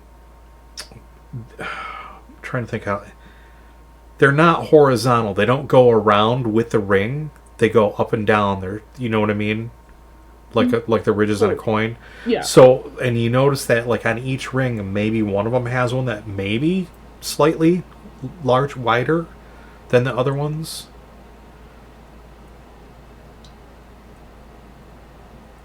And then on the scepter itself, is there like any markings that like go down like the handle to sort of denote where these might line up? Give me another save versus perception. So you're inspecting this really carefully, and you're looking sort of like around the top gold fitting, and you're looking at the bottom gold fitting, and beautifully mastercrafted, by the way. The design work here and the craftsmanship is just outstanding. You've never seen anything like it. And as you're looking at it, you know, you're trying to get past like just how ornate it is, and you're looking for something unusual in what is an otherwise uniform pattern thing. In other words, like the patterns mirror themselves on either side of the scepter, from the left to the right. They mirror themselves from the top to the bottom on this top head part. And then the bottom likewise is uniform in its design. And then you just catch the slightest little sort of like flange that sticks out just a tiny bit at the bottom of this fitting, where the top gold piece would connect onto the shaft. That looks like maybe it was designed that way, or maybe it could be an indication of where those ridges line up with. Then I'm gonna line up the ridges with that flange. Okay, so it's going to take you a little while to do that, because, you know, again, you gotta sort of like 4 different tumblers effectively you're trying to spin around here. In the meantime, what are you two doing, Hassan and Thorin? To be entirely honest, it had been so long that I just forgot what I was going over to ask him about. So I just came back. I guess I'll Amazing. take a look at one of these chests over here. Oh my god. Okay, so the chests are pretty significant. They're pretty sturdy chests. They are bound in gold bands. They do have locks on them. you at one point found some keys in the king's armoire. You found keys in the lockbox way back on the second level, I think it was, in the warden's quarters. And you found some keys, or Cal found some keys in the king's armoire, or something like that, king's footlocker or whatever. So are you going to try any of those first? Yeah, I'll try the ones from the king's quarters first. Okay. So eventually you find a key that fits the locks to these chests, and you unlock them, and they are full of gold coins and gems. Lovely. So, no big surprise there. Are there 4 chests like in the overlay? Yeah. Okay. I'll show Hassan and Cal if they're looking, and I'll say there's 4. There's enough for a chest each, and then 1 left over for anything that we need as a party. There's no way I'm paying attention. I'm involved in trying to figure this scepter out. So, yeah.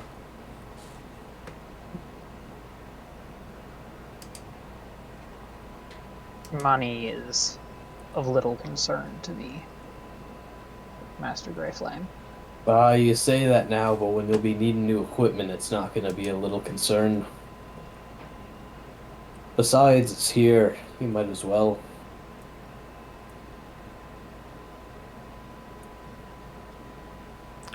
Okay, so Cal, you fiddle around with this, the locks on here, the tumblers. Give me just give me 1 save versus Dex. Just made it. Okay, so finally, after what seems like an eternity and much sweat and frustration, you click the last tumbler into place. And as you do, you hear a resounding thunk, and the top of the scepter, or actually the bottom of the scepter, the hilt, pops down somewhat. Not all the way off, but clearly it shifts down a little bit.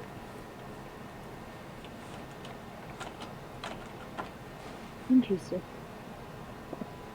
I don't know what that does, but interesting. Does the bottom part move like side to side, or is it just up and down that it can move? Well, are you jiggling it, or are you doing anything with it? I want to like gently try moving it. I'm not trying to break this thing. Okay. So as you do, it twists and it loosens itself and pretty much comes off the bottom of it. Awesome. And as it does, as you're holding it, you're holding the upper part of the scepter here, and you got the hilt down here. A little piece of paper comes out partially from inside of the scepter. I'm gonna... So the bottom part came off, right? Yes. Okay. I'm gonna pocket the bottom part and then use my free hand to sort of wiggle the paper out. Okay. And read it if I can.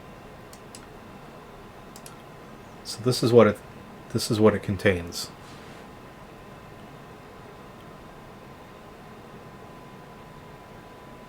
That is an apt description of Are we all supposed to be able to see this, or? Well, I could send it to her privately, but I mean, it's just easier just to pop it up here. Yeah, I'm gonna mention it anyway.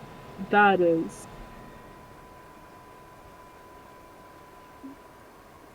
Well, it seems we may have found something new to question Master Ball about. I don't think Master Ball knows about this. He seemed surprised to even hear the room move. I don't think he would know anything about this. Perhaps not. I But also still, don't we can't know unless we try. I don't necessarily think he should know about this, though. He may know more than he lets on. You should have this in your journals now.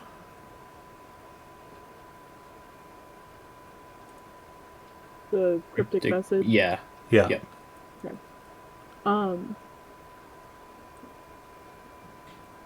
I don't know if I want him knowing more than he already does. This doesn't seem... This seems like it might either bolster him in his quest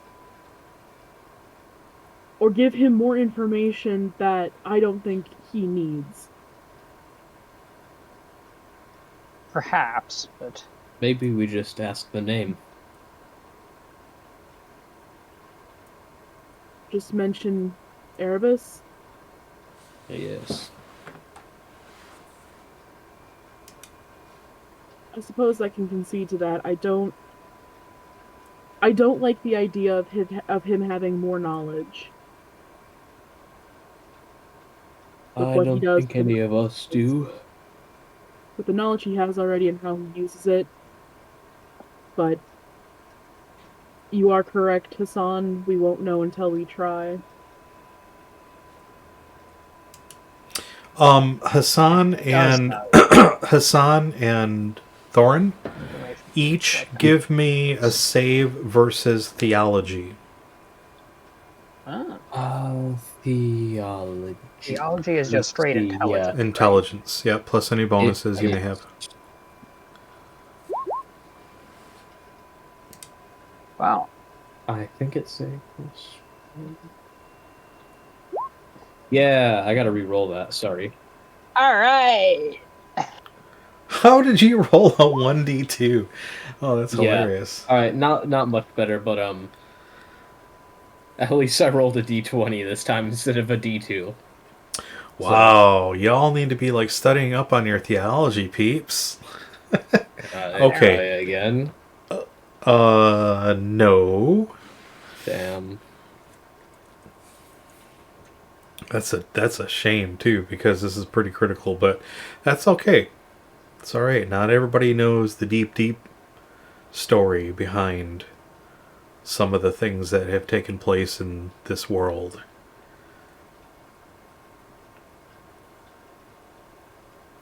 Sarah, you should be able to pull that up, I think, on your side and roll 20 and get a better view of it. Yeah, I also like writing it down so I can, like, okay. if it's some sort of, like, code or anything like that, it also helps me remember what's what. Sure. So, I'm trying to figure out...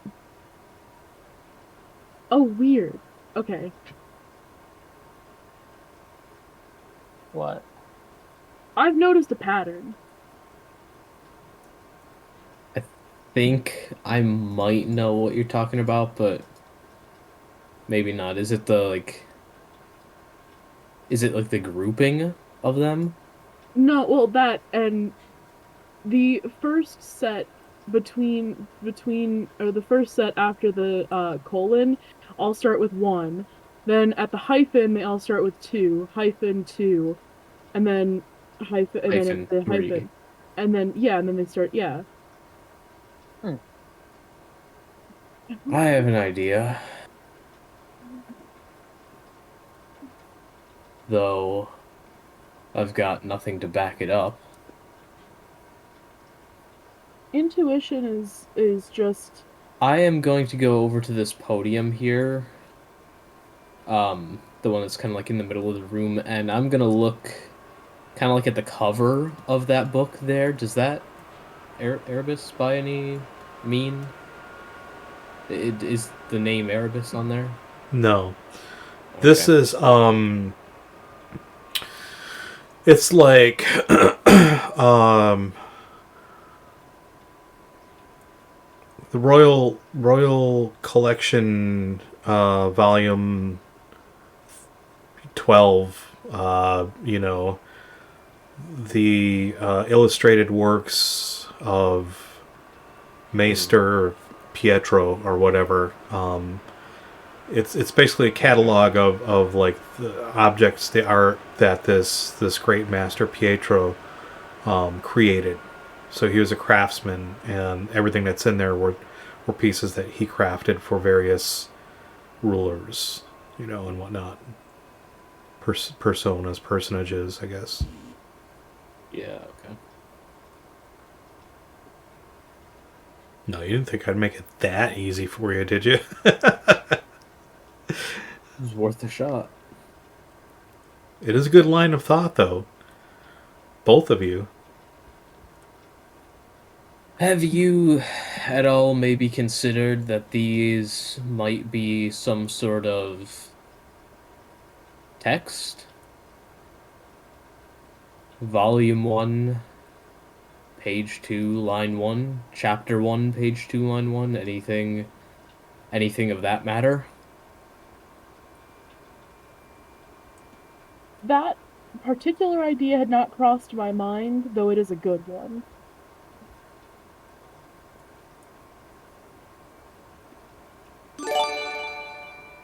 Dynamoose! Hey! Dynamoose Hey, gifted a thank you tier for the 1 gifted sub to Capricious. Thank you. About this, we do. Thanks, not understand. Dynamoose. Appreciate that.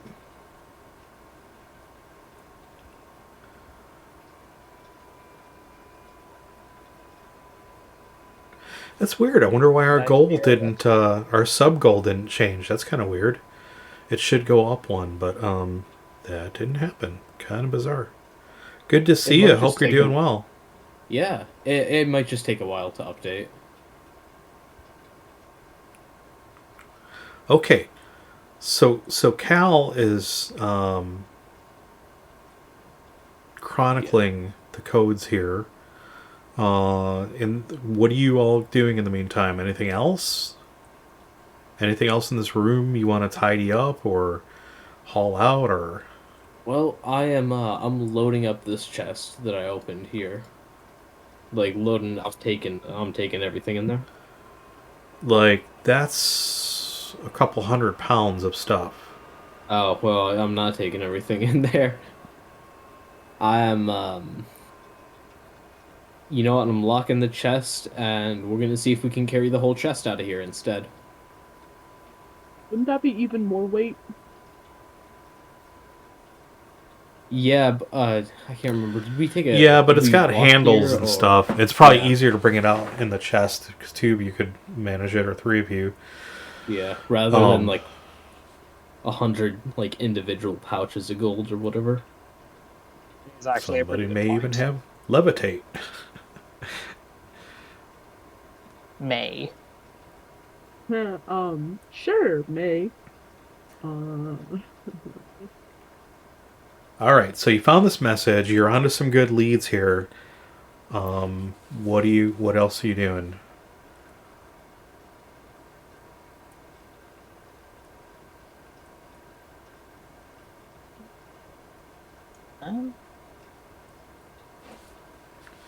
Is it okay if I do you want me to leave this on screen, or can I move this? Can I ditch this message now? You can pull it up anytime. It's in your journals. You can pull it up anytime you want, just by going into the handout section and accessing it there. It's in the handouts during gameplay. And actually, I think I can move that into for all players. What you did? Oh, Just did. Now it's in the for all players section.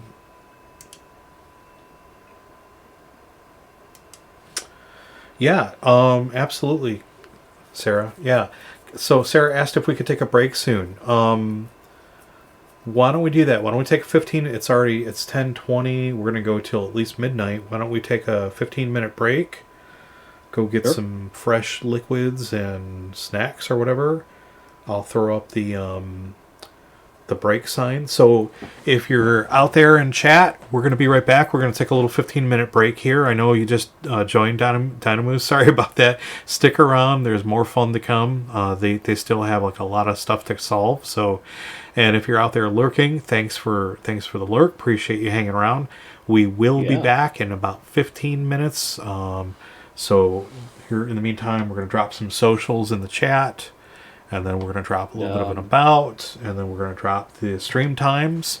give you some stuff to read while we're gone, and we will be back in 15 minutes as soon as I can find See you then. my window. Back in a bit.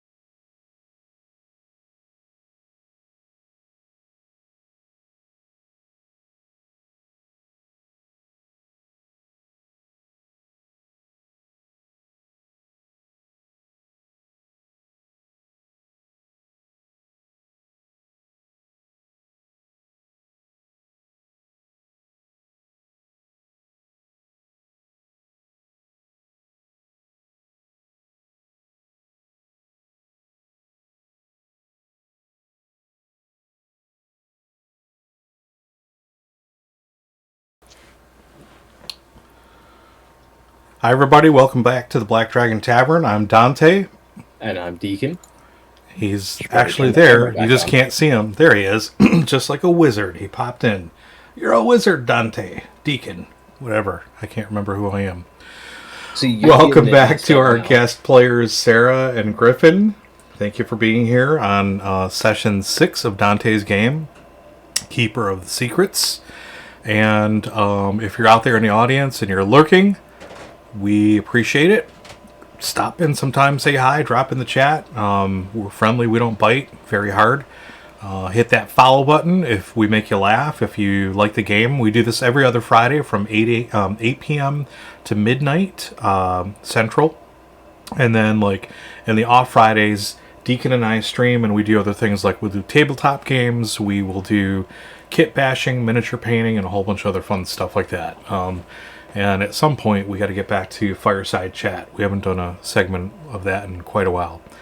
And here we are. We are going to jump right back into things. The adventuring party has just discovered this hidden vault, this royal vault, that contains the king's true scepter, which, was the object of desire of a deranged wizard who sought to ingratiate himself to the, is that the right word, ingratiate, to the king, and join his court in order to try to get closer to the scepter and steal it because of this alleged power that he believed that it contained, and then use that scepter for whatever nefarious purposes he intended to do so.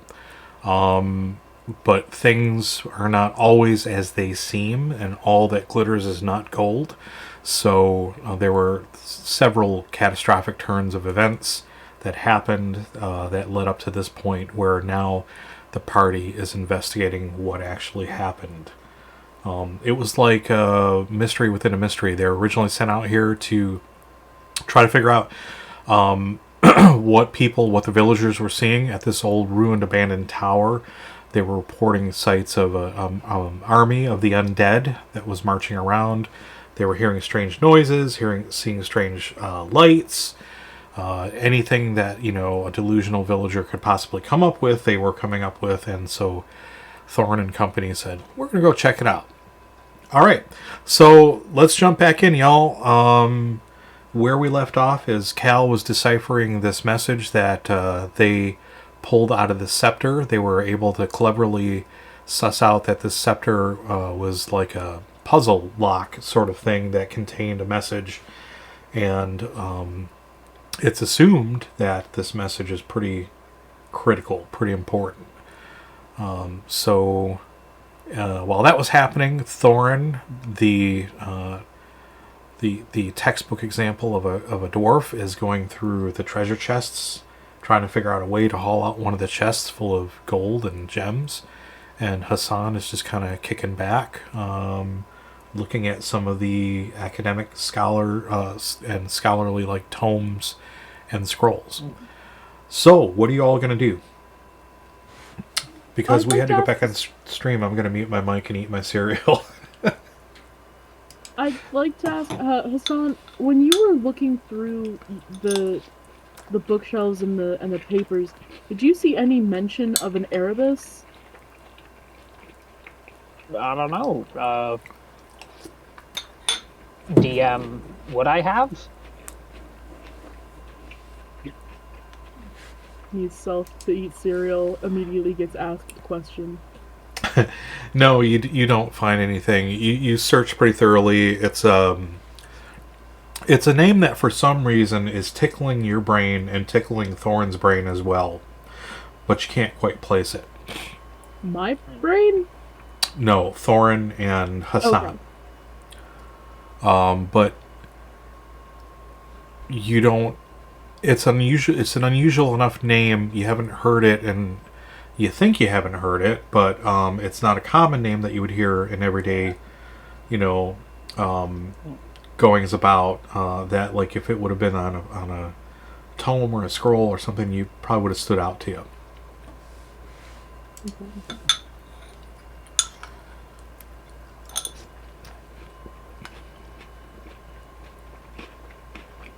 Oh, Okay.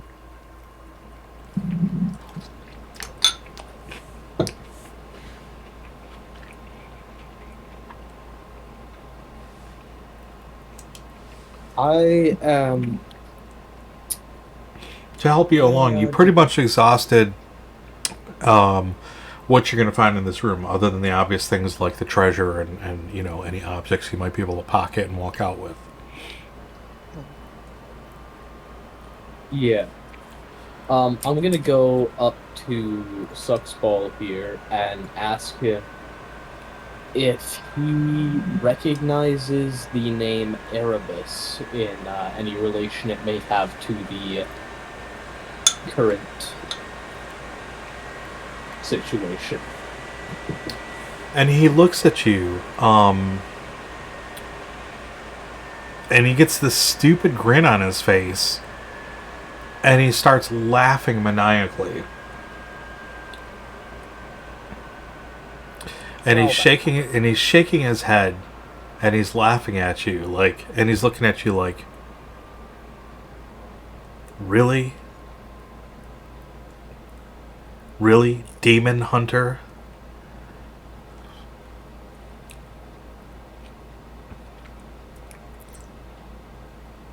I'd like to hear it from your mouth. I have my suspicions, but nothing quite like hearing it. He says, well, I'm certainly not going to make this easy on you. You go back to where it all began. And he just grins at you. Alright, so... Hey, thanks for the bit, Dino Moose. Yeah, thank you. I will try theology again. Can't make any promises. Oh, well, I should ask, can I try theology again? Yeah, sure. Okay. What? Oh, I got to actually type roll. Should make it. So you just make it, and you walk away from Sucksball, and you're really searching. You're digging through your backpack. You're looking at your Durarum Demonica. You're trying to really remember.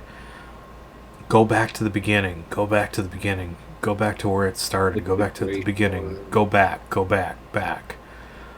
What's going on here? Who does he represent? Who? And then it dawns on you, Erebus was one of the minions of Dark.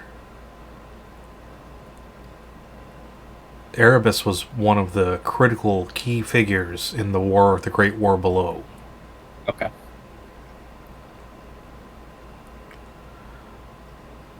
Was he got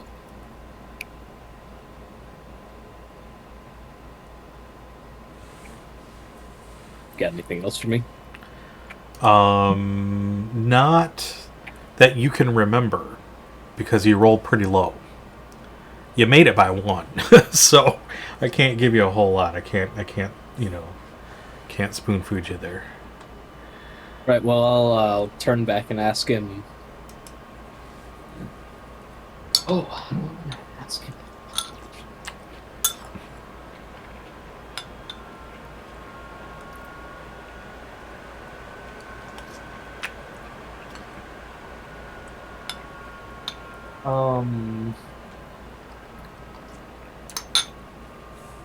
Erebus, did he have any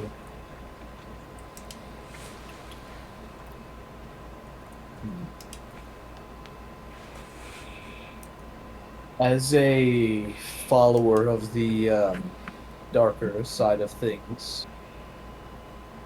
You must know him better than I do. Did Erebus have any numbers, any big, any numbers that correlated to him, any whatever? He throws up the horns and goes 666. No, okay, buddy. Yeah. Hey, you asked for it. he says, I don't understand the nature of what you're asking. He says, numbers in symbology have always been powerful symbols that represent entities and demons and greater devils. Yes. You know. I know. And so, I don't know. Let me think of something lame here. You know, he just says the number 13 stands out.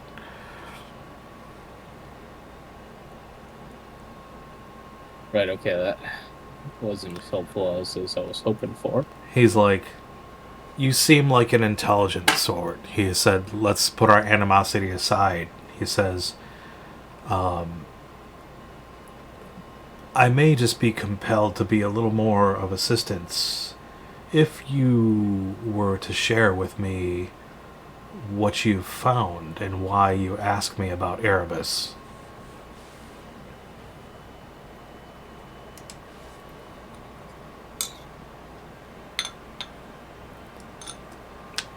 I will parlay? No, that's not the right word. I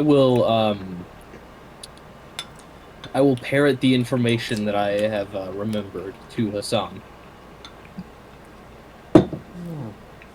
And ask him what he knows about Erebus. And then I will turn back to Sucksball there, and I will say... You going back and forth between the outside and the room? Yeah. Okay. No, I'm just... Oh, Hassan's like right here. Yeah. Oh, okay. So he's next to that statue, it looks like. Yep. Okay. Anyways, I'm gonna turn back to Sucksball and say, now, I'm going to show you something, and I don't know why, but I'll take your word when you say that we're both knowledgeable. So I trust that you see if you try anything funny, your life will be ended quicker than you can realize. You got that? He says, it is understandable. And then can I make another theology roll based on what Thorin told me? Yeah, go ahead. Go ahead. You do that. And first. do it. Not only add your pluses, but add another +1 to it. So I don't have any intelligence bonus. Hey, 20. Okay. So I just gave you +1, so 19 + 1, 20. So you're like, Erebus! And you smack your head, you're like, fool, why didn't I realize this? And you recall through your theology that, like, during the Great War Below, Erebus was one of the minions of evil who led the armies, who called forth a horde of demons. And again, he was sort of like one of the key generals for the Minions of Darkness when the Great War Below broke out. So he's been written about throughout the history of religion, throughout the history of the orb, but he's not something that people talk about publicly. They don't bring his name up for. It's sort of like Voldemort, you know, like he who cannot be named. You know, you don't say that name because it was a disastrous war with massive consequences for both sides, you know, and we talked about that history a little bit before. So, you know, it all comes back to you now. And as you're relaying this to Thorin, you know, Thorin, you sort of hang your head in shame, like, why didn't I recall this? Why didn't I, you know, you're so far down the line now in your line of work that you've gotten away from, you know, what you started. Like, you know, and that was the basis for what you actually started, was studying theology to go hunt down these minions of evil so that you would know how to fight them, you know. I'm going to now show him the cryptic message. I'm gonna, like, kind of hold it. What's the closest thing I got to me? I'm gonna kind of, like, hold it like this, so I'm hiding some of the numbers with my hand. Like, I don't know, up to like the hyphen, the first hyphen. I'll just hide what's behind there, like the twos and whatnot, you know? And I'll ask him if that means anything to him. Sorry, DM's got to eat too. So, Sucksball looks at the passage that you're holding up, and Erebus 13. And you show him that first grouping of numbers, you said? Just that first one? Yeah, like 13, 121, 143, 152, 161. You know, Yeah. just Yep. up to that, just up to the hyphen. Yeah, that's fine. That's fine. I just want to know if there were. So he looks at it and he studies it for some time, and he says, well, I'll tell you the obvious, but don't criticize me for it. It's merely an observation. He goes, this is a code. Well, and he I says, think we've all figured that out. He says, now, again, don't criticize me. We're both people of intelligence. He said, let me think this through. Erebus 13. Erebus 13. 1, 2, 1. Well, that is his number, as you said. He says, indeed it is, but that's not what this represents. This is... What does it represent? This is from a tome. I'll shout out to Cal, I told you so! They're passages. He says, this is either from a historical book or a holy book on Erebus. He says, my guess is, like with many religious works, and as he's telling you this, you would know this, and this is what sort of... I'm backfilling a little bit here, because when you thought that it sounded like a line, and you were really close, he says, many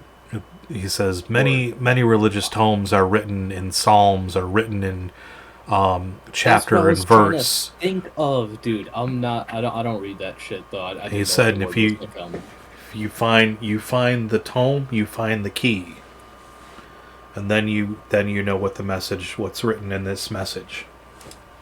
Yeah.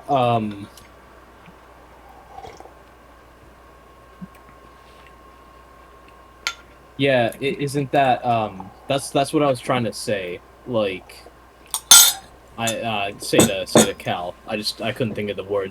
The shit like John 2:22 or whatever. That kind of stuff. Yeah, where it's like chapter verse and then hey, word. Thank you for the 100 bits. Right. Wow, thank you. I'm getting rich tonight. Thanks, Dynamoose. Getting paid. That's what I should put on there. I need to like film somebody and then get the permission to use it, because I don't know if I could find it. Have them going like this, getting paid. That'd be pretty funny. Anyway, I think it'd be pretty funny. Screw you, I'm going home. Okay. Gosh, stop screwing around, you guys. Let's get back to the game. All right, what do you do? What do you do with this knowledge? I will ask him. I'm a fucking goofball. I'm sorry. In your time with the order that you belong to, do you have any clue as to what book it could be? He said the pages on the demons are like the stars in the sky. They are numerous and incalculable. He said it's virtually impossible. He said, yes, but however, you can narrow it down. This is old. This whole building is going on 3 centuries. So he said if I had access to a library, if I had access to a collection of works, perhaps, and I had years to study, perhaps, he said, but we don't have any of that. I don't have any of that at my disposal at present. He says, I've given you my best. It's either a religious text or it's a historical text. And my guess is, if I had to bet my life upon it, it's probably here somewhere within this tower.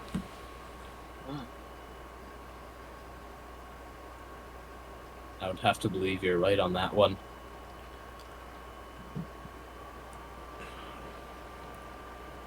Books.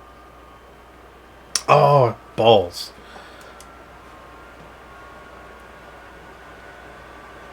And Shit. we're back. Welcome back.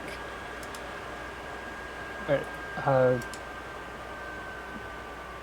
Yeah, sorry about that, Twitch. Hassan is going to go back over to the table there and start looking into the read all the search into the books, looking with the new information, looking for anything about Erebus. It's probably a long shot that it would just be sitting out, but who knows? Okay. So you go back into the vault, you're doing your thing. Cal, what are you doing in the meantime? I'm aware we're looking for a book on Erebus, right? Like, I could hear all this stuff. Probably, yeah. Yeah, we'll just make it easy. We'll say you could hear it. Okay. I want to go looking at, I want to start with, this chest, but I want to go looking for, if the chests have any false bottoms, like the one that was in the warden's room. I'm probably going to be difficult with all the stuff in there, but I want to try. Because I agree, this is not going to be something that's left out just for anybody to look at. Okay, so I had two things going on. I have a private message coming in from Thorn. I've got you. You wind up taking the keys back from Thorn because he got them from you, the king's keys that you found in the king's armoire. You unlock the chests, and they're all... let's just assume you're going to search all those chests, right? They're all filled with gold and gems, basically. It's a treasury. So, nothing unusual there. You know, I mean, if you wanted to go digging, like, literally down at the bottom of the chests, that could take you hours, just tipping things over and searching and all that. And, so there's not a whole lot there. Hassan, you're looking through the scrolls and the tomes and everything there, and again, you're both caught. You're caught between two worlds. Part of your brain is feeling like frustrated or like anxious, like okay, I've got to find this thing. It's got to be here. There's got to be something here. So you're kind of flipping through, but you're also trying to keep that sense of calm and be methodical so that you don't miss anything. But your gut tells you that, like, it's not here. It's not in this same room with this, you know, like it wouldn't be kept in this same room with the message itself, even though the message was cleverly guarded and disguised. So, you know, like, you spend a good hour or so looking through the shelves and you don't find anything here.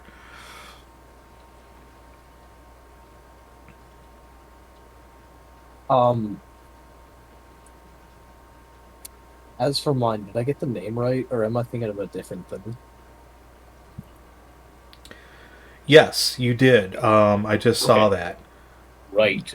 I am going to ask... I'm going to ask Sucksball here. Are you... And I'm sure this is a dumb question, I'm sure you are, but... Are you familiar with the Encyclopedia Demonica? And he had been looking down at the floor just in contemplation of his situation and how he wound up here. And when you say those words, he looks up at you and he looks deep into you to the point where you feel a chill go up your spine.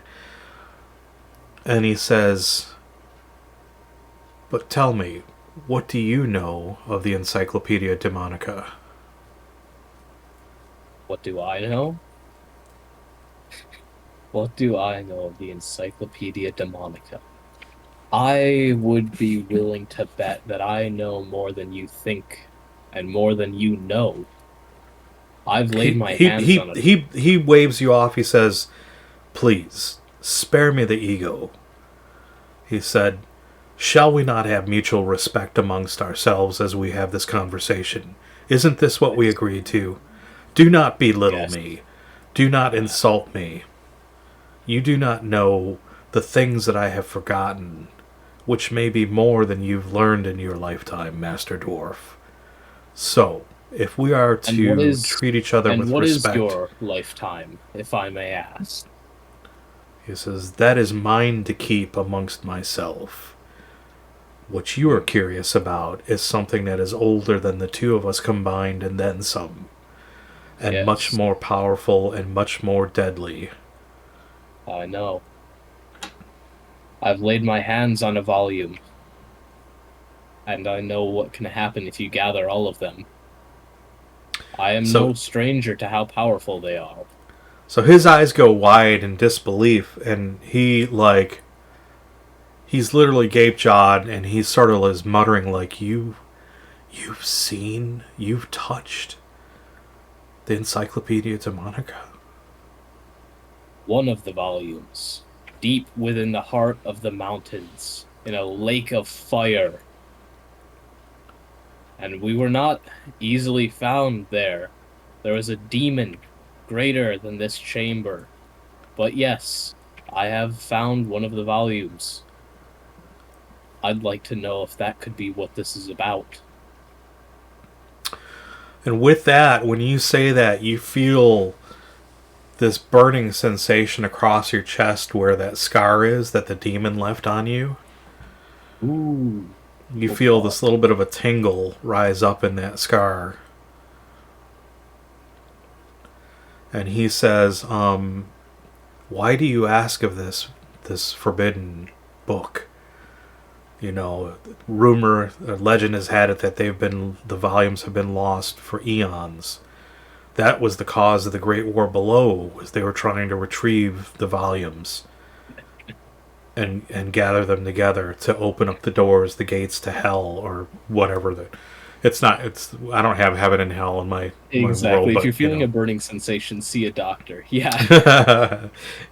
Mom has a cream for that. Yeah, exactly. Take some heart pills. My chat didn't update. Was that Dynamoose that put that in there? No, that was in Discord. Oh.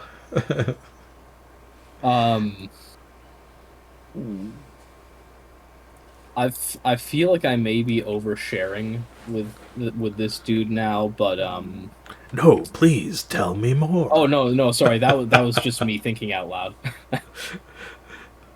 What am I talking to the pillar now? Am I just disregarding him at this point? I'm gonna tell him. Many think that they were lost, but not all of them. As I'm aware, right now, 2 of the 3 volumes are being held together. The third one remains yet to be found. And should they all be reunited, it could lead to disaster more than anyone could ever foresee. But they could also be destroyed. You say disaster. You say disaster. Others say rapture. And the end of all horror, the end of all hatred, the end of all in service of him. I've heard that one before from countless preachers for countless deities. Your rapture is everyone else's hell, and everybody else's rapture is your hell. There is no solid end. But that's not important. He tilts his head and shrugs and says, "You say tomato, I say tomato." So where are you where are you going with this line of questioning? Do you think that one of the volumes might hold the answer to this? If I were a betting man, which I am not, I would wager against that assertion. It seems too great a thing to You have a point. have access to decode.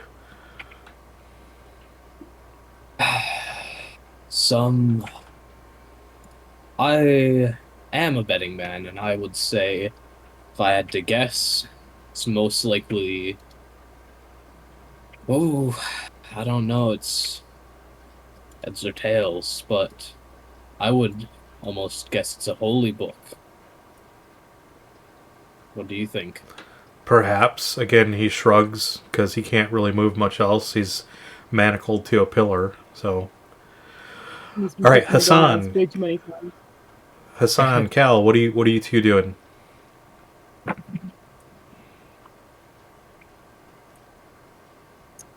Got a large chamber to explore.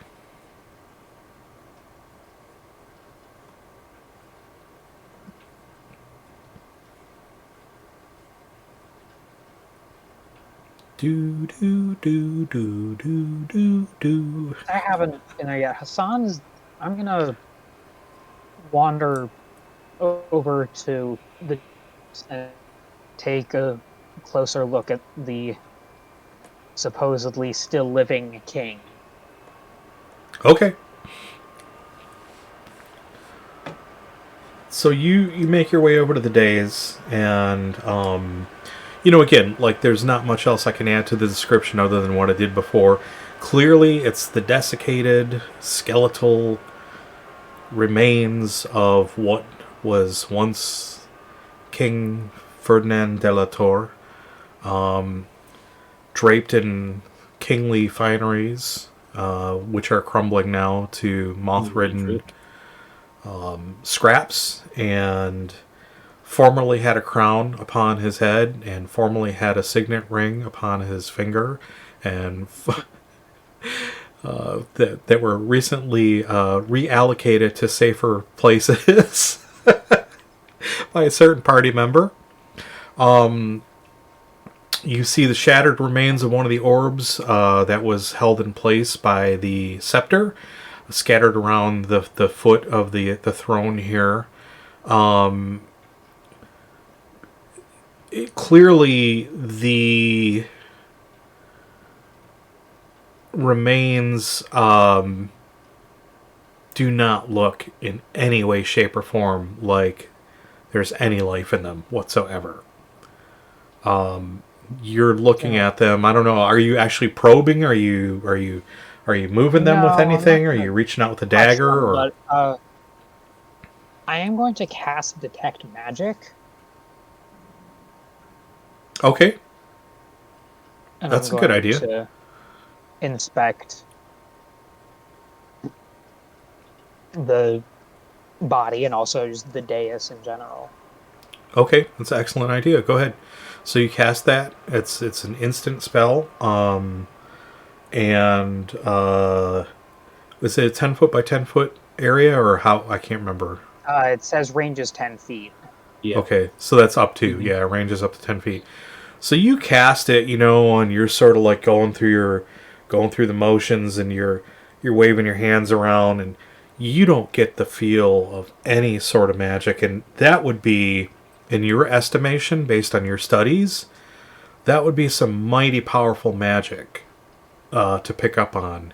If a corpse were kept in an indefinite, like a state of immortality and a state of perpetual aging, that combination would require some mighty powerful magic to keep that going in perpetuity. Right. And I'm not getting anything. Zip. Zilch. Nada. Right. Well, can't say I'm surprised. But still, it is interesting to have it confirmed. All right, Cal, what are you doing in the meantime? You just pilfering the shit out of the vault? Yeah, I'm kind of grabbing handfuls of coins and gems and stuff because money. Okay. Um,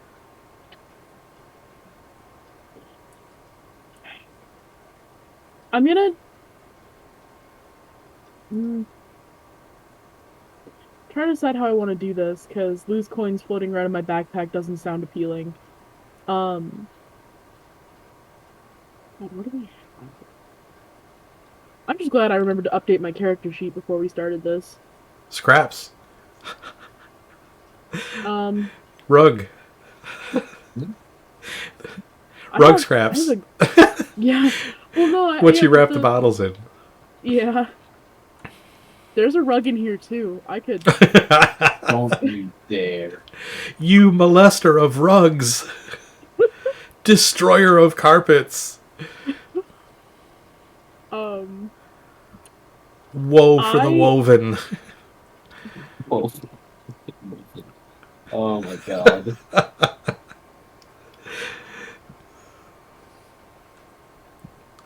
Look at that. I made them speechless. try not to laugh, but it's like really hard because woe for the woven is just top notch. Honestly, that is pretty good. Tagline for this episode: "Whoa for the woven." Cal walks in. Boom, boom, boom. I never met a tapestry that couldn't be tapped. Oh my god. I am off the hook tonight.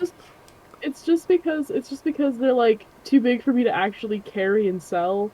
I'm just like, how dare you be expensive? Damn, that was so bad we lost a viewer.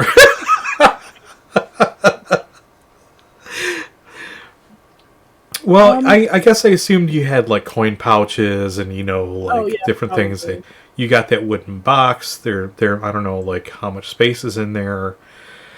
I think I took the flask out and it's just kind of floating around in my.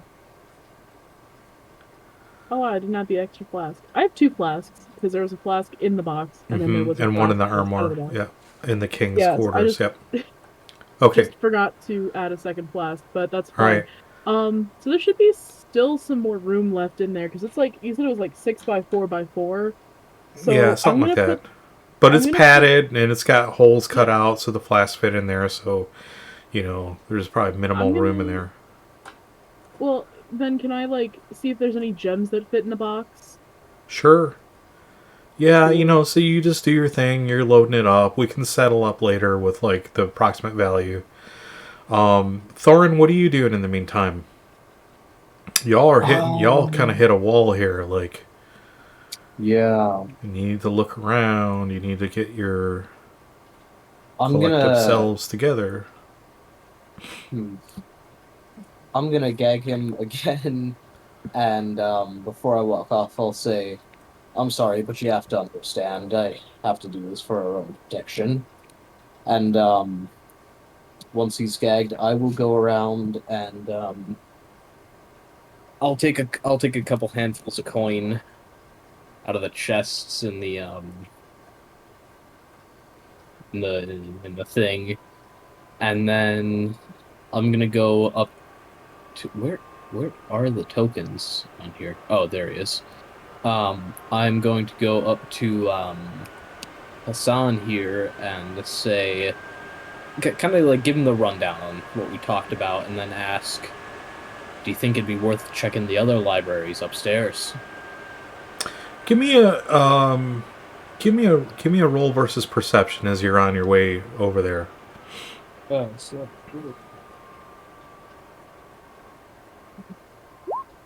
That'll make it.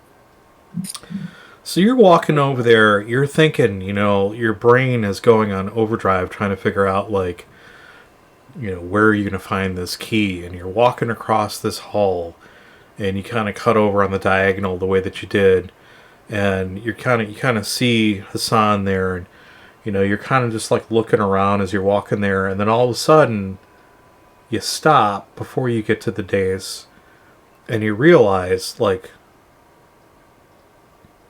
there's another statue over there on the other side of the hall. I kind of stop and think and realize, like, wait, hold on, I've seen Lost. I need to wait like 17 more sessions until I find out what this all means. Oh, son. Oh, you cut me to the core. So you're going to inspect that? Yeah. So again, like your faithful DM described to you all in the beginning when you initially walked in and took a tour of this place, here is a 20-foot high white marble statue of a paladin holding a shield in front of him and a sword, and the shield is ornately chiseled with patterns, and it has these 3 holes in it in this triangular pattern. The one over here. That is correct. I'm gonna shout out, Cal, get over here and bring your key. I'd like to remind you, Thorin, that to get in the key into the slot, I needed your help, so come over here and help me get it. Right, it's still in there, isn't it? Yup. Damn, what a shame. You know what? I have an idea. Let's move the chest out of this room and then close it off. I mean, You know, we don't open it know again. that removing the key will close the door. Will return You know what? the That's statue. true. Also, we have the key. We can just open it again. This is also true. That's true, but like, what if it Simply closes attempting to forever? avoid a scenario in which you have to stand on his head again. There was no mention of me actually standing on his head. No, this is more like climbing up on my shoulders. Pretty much. I will repeat it again for the 1,000th time. My character is not that much shorter than me. He's like 5'1" or something like that. Yeah, that's still Alright. short. Alright, so you're going to drag the chest out? Nah, we'll just get the key out. So, but I mean, is that what you're going to do? You're going to drag the chest out to stand on it? Mm-hmm. Okay. So you managed to drag one of the chests out, and you put it in front of the statue, and Cal can stand on top of the chest and pull the key out of the lock. Dude, I wonder if we could, like, put the chest... Oh, it's already out, I suppose, but, like, put the chest on the rug, then drag the rug. Gonna make that easier. Just rug. thinking for the future. In there. I'm gonna cut this rug up before you can do anything. Okay. You got the key. You got the scepter, which effectively Al just acts... starts dancing. You've got the scepter, which effectively doubles as the key to this vault. Yeah. You going over to the other one? Yes. Yeah. Okay. Is this pentagram, like, destroyed, or is it still, like, kicking? It's desecrated. It's still there, but it's desecrated. He basically deactivated it by putting down some runes of protection. There. Yeah. Okay. Just walk over it. It's like when you get a snail and you pour like a whole bunch of salt in a circle around them and you laugh at them. That Okay. sounds like torture. Oh my goodness. Okay then. It was Calvin and Hobbes. Oh, okay. What was that comic deal? It's like Fox. I don't know. Captain Underpants? Who knows? Alright, so you're doing the thing here? You're doing the thing here? Yep. Yeah, we're doing the thing here. So, removing... Just quick question. Removing the key did not cause the statue to move back? No. Okay. Interesting. Good to know. Okay. So just rinse, repeat. You're gonna stand on Thorin's shoulders, and then. No, we got the chest. Oh, you brought the chest over here. Okay. All right. So, who's doing the unlocking? Who's? Me. Oh, Sarah can do the unlocking. Okay. So, Cal, you stand on the chest. You put the scepter into the holes on the shield, and And then you push that in till you hear that click. You feel that. You can hear it and you can feel it like deep, resounding click, mechanical sort of thunk. And then the same thing. For a moment or two, you hear a low rumbling of movement, of like stone scraping somewhat. And then, let me see. Statue slides forward very slowly. Nowhere near as fast as I pulled that out. And then let me go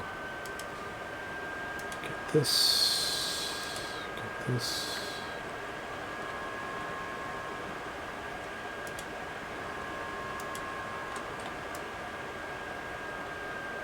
They all move as one piece, so the statue and this wall segment all move forward. And then gotta take this.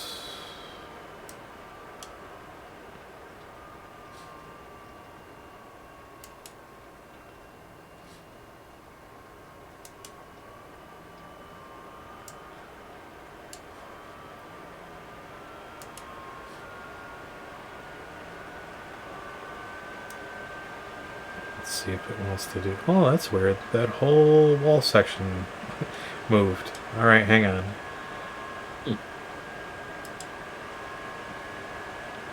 There we go. No? Oh, good God. Come on, please.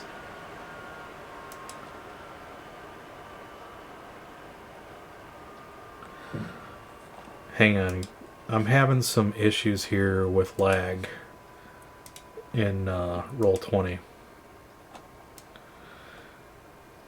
Okay. Give me one moment. Almost there. Sure.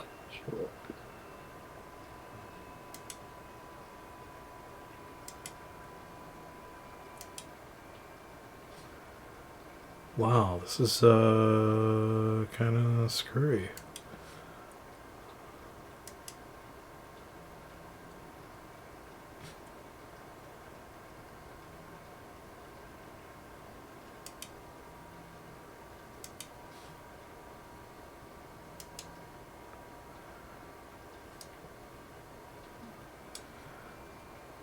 Technical difficulties.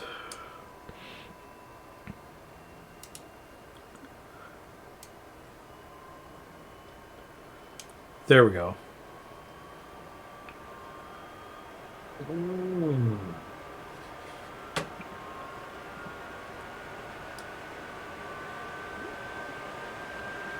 This looks like a much more information-filled room. It looks like a library. Let me see if I can get this on screen those here. peppers on the they're feathers. Peppers. Yes. Yeah, They are hot peppers. You never, you're not familiar with the famous library pepper. Perfectly preserved behind this statue for 300 years. Well, less than 300, but for way too long. So you enter what looks like exactly what you described. This is like the king's like personal like library. The walls are lined with shelves from floor to ceiling, covered in books, numerous books. There are books and papers and scrolls and tomes and maps scattered about the table. There are writing implements. There are magnifying glasses and all sorts of other literature-related accoutrement, if that's a thing. I hope we can find it, because something tells me they don't have the Dewey Decimal System here. It may be Dewey, but there are no decimals. I mean, so this library features an impressive collection. Actually, understand the Dewey Decimal System anyway. Oh no! And I don't know if they even use. To be a librarian. I don't know if they even use that anymore. We're interviewing at the place that I work. We're interviewing some people who have library sciences backgrounds, and the systems they were describing did not sound like that. Okay, so the King's Library features an impressive collection of books, scrolls, and assembled works, all meticulously stored on wall-to-wall shelves that span the entire room. save for the doorway itself. In the center of the room stands a heavy oaken table set atop a wonderfully colorful carpet of foreign origin. Cal's like Got salivating my eyes on at you. the idea. Its design simultaneously calming and hypnotic. 4 comfortable-looking chairs upholstered in a deep-colored leather and velvet surround the table, while atop the table itself, several pieces of parchment with writing on them, various maps, illustrations, and other materials lay scattered about. There are various devices here, such as a compass, a dagger, a small set of scales, a double inkwell, quills, and a teapot with teacups scattered about the table as one would have on one's own workbench or workspace. On the floor to the right of the doorway as you enter... On the floor to the right of the doorway as you enter lays a pile of parchment papers. Their content seems to be a mix of writings, illustrations, and maps. Okay, here you are, A-Team. What do you do? Well,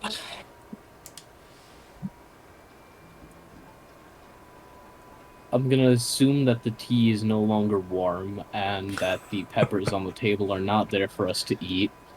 So, overall, You must I'm be a not impressed with scientist. the hospitality. Does the sign on the door say continental breakfast? I'm gonna just start like going around to the different shelves and looking at the books. Not like picking them up and reading them, but like just looking at the books and where they are on the shelf and trying to see if there's like trying to see if I can figure out how they're organized, you know? Okay, that's what you're doing. Hassan, what are you doing? Hassan is going to gather up the parchments over here to the right of the doorway, and then take a seat at the table and start to look through them. Okay. Cal, what are you doing? I'm gonna start just kind of piecing through the books, not really looking at how they're organized, but looking for anything that might sort of shout out, hey, this is a holy book. Just like anything that might help us in our search for what this cipher means. Okay, so you're looking for a talking book that shouts out at you. Okay, got it. Who knows? Maybe there's one in here. Oi! What are you doing over to that corner? Come over here. Take me off the shelf. I need D20s from... I need roll saves versus perception from Thorin and Cal, please. Oh, thank God, I don't need to make a perception check. Okay.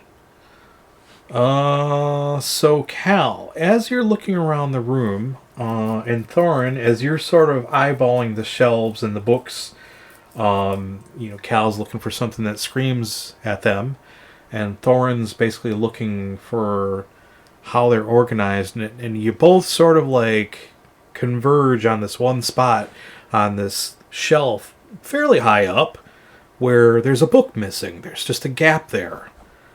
And it's clearly an anomaly in a pattern of otherwise well-organized and well-stocked books on numerous shelves.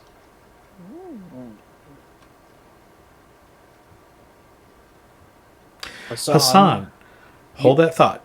Hassan, as you gather up the papers and you put them on the table, describe your method of what are you doing and how are you doing this, because there's already a mix of papers jumbled on the table. Tell me about exactly how you're doing this as you lay these papers out, or how you're doing it. You just thunking them down, you organizing them, what are you doing here? Like, clear what's already at that area of the table aside, set them down, and then I guess just start. Give me a D20. I need a save versus perception. Aha, you do have to make one.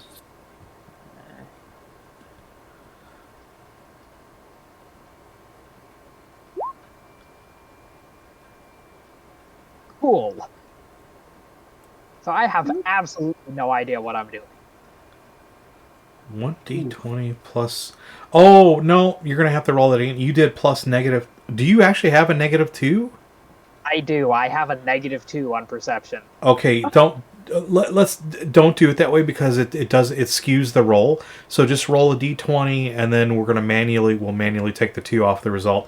You can also just do roll 1d20 minus 2. That's what I'm saying. Like don't even... Yeah, that's probably better. Because if you do it that way, it comes out really weird. Okay. Yeah, so just roll space 1d20 minus 2. Okay. All right.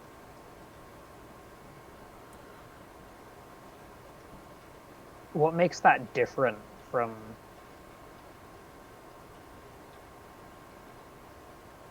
Oh, that's me, man.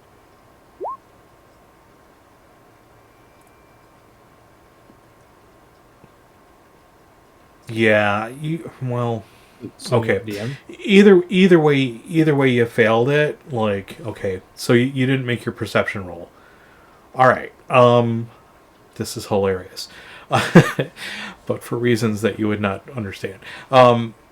Okay, so Cal and Thorin, you both sort of converge on the same spot. You walk around to the same side of the room, where there's this conspicuous gap in these tomes up above, like four shelves, 5 shelves up, or whatever. There is, by the way, like a little one of those ladders, that you can use to climb up on the bookshelf. Hey, Thorin, So you don't have to use Thorin's shoulders anymore. Well, it's high up, but I'm tall. And then also, the two of you, before you do anything, Cal and Thorin, give me another save versus perception. Yeesh. You're rolling super hot. I think all of my rolls, I just stole them all from Gryphon. Yeah, no kidding. So, okay, so you're there. You converge on... Excuse me. You converge on the same side of the room after you both notice this gap, this book missing. You kind of look at each other like, okay. At the same time, you hear this, big flump of papers being set down on the table on this shh as Hassan sweeps this other stuff to the side, making some room so he can look through the papers. But then you also hear the telltale sign of a thunk, as it sounds like something hits the carpet off of the table behind you. I'm gonna look. Oh my God! And No. I'm gonna look, and is there a book? If there's a book there, I'm gonna... There is indeed a book that just got shoved off of the table, believe it or not. Well, this is why, he's picking it up. He didn't exactly roll a 1, but a 0. I mean, it's pretty much a critical failure. I mean, okay, so there is a book that fell on the floor and written in an old dialect of Andalusian is the title When Erebus Awoke. Gee, I wonder if that could be it. You All think I can... Okay, to be fair, I'm pretty sure Hassan cannot read ancient Andalusian. I don't know, man. With that perception, I'm not sure if Hassan can read. Period.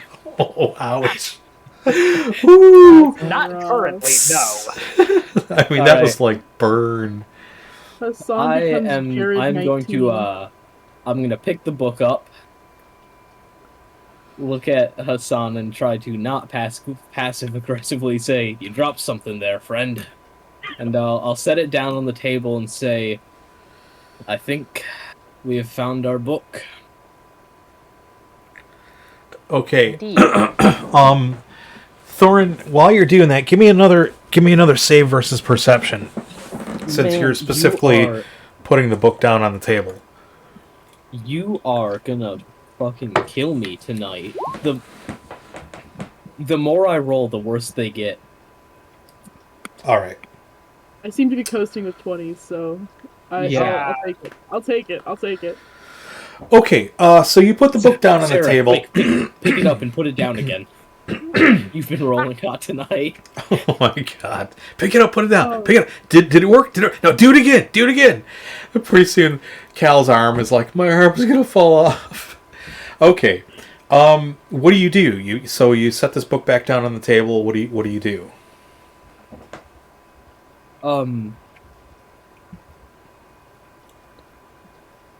open it up. Okay. Just open the cover, or you want to elaborate on that, or? I'm not really sure how they did their old book, so I'm gonna open it up and then see if there's this may sound dumb, but if there's a table of contents type thing or something that explains what's in the book. Can you throughout even the different? Can you even read the book? Yeah, I've got reading and writing. Oh, it is in it's in a different language. Yeah. It's not a different language. It's just an older dialect of Andalusian, which he would understand. Try reading Shakespeare shit, you know. That's a good analogy, actually. English. That's a good analogy. Some of the words. Yeah. Thy and thou and whomst and whatnot, you know. Whilst. Everyone knows Shakespeare first coined the term whomst. Oh, I'm not saying he coined it. I'm just saying he used it or something, you know. It's Old English, where it's it's not a different language. It's just the same language, but an older version of it, you know. Yeah, no, I know. I think Gryphon's just poking fun at you because there is no word whomst. Well, whom among you? Whom amongst you? Whom among you? Okay. That's anyway, enough of the grammar nerd. Enough of the grammar nerd stuff. Okay. All right. So there's an introduction. There's some credits. Who wrote the book? The year it was written. There's an introduction, a brief introduction that basically says that this is an epic poem in the historical context of the Great War Below, the events of from and the tale of Erebus, from the Archangel side, from their observations or what have you. So this book was written. This book was written on the side of the other side, not the demon side, but the light. Interesting.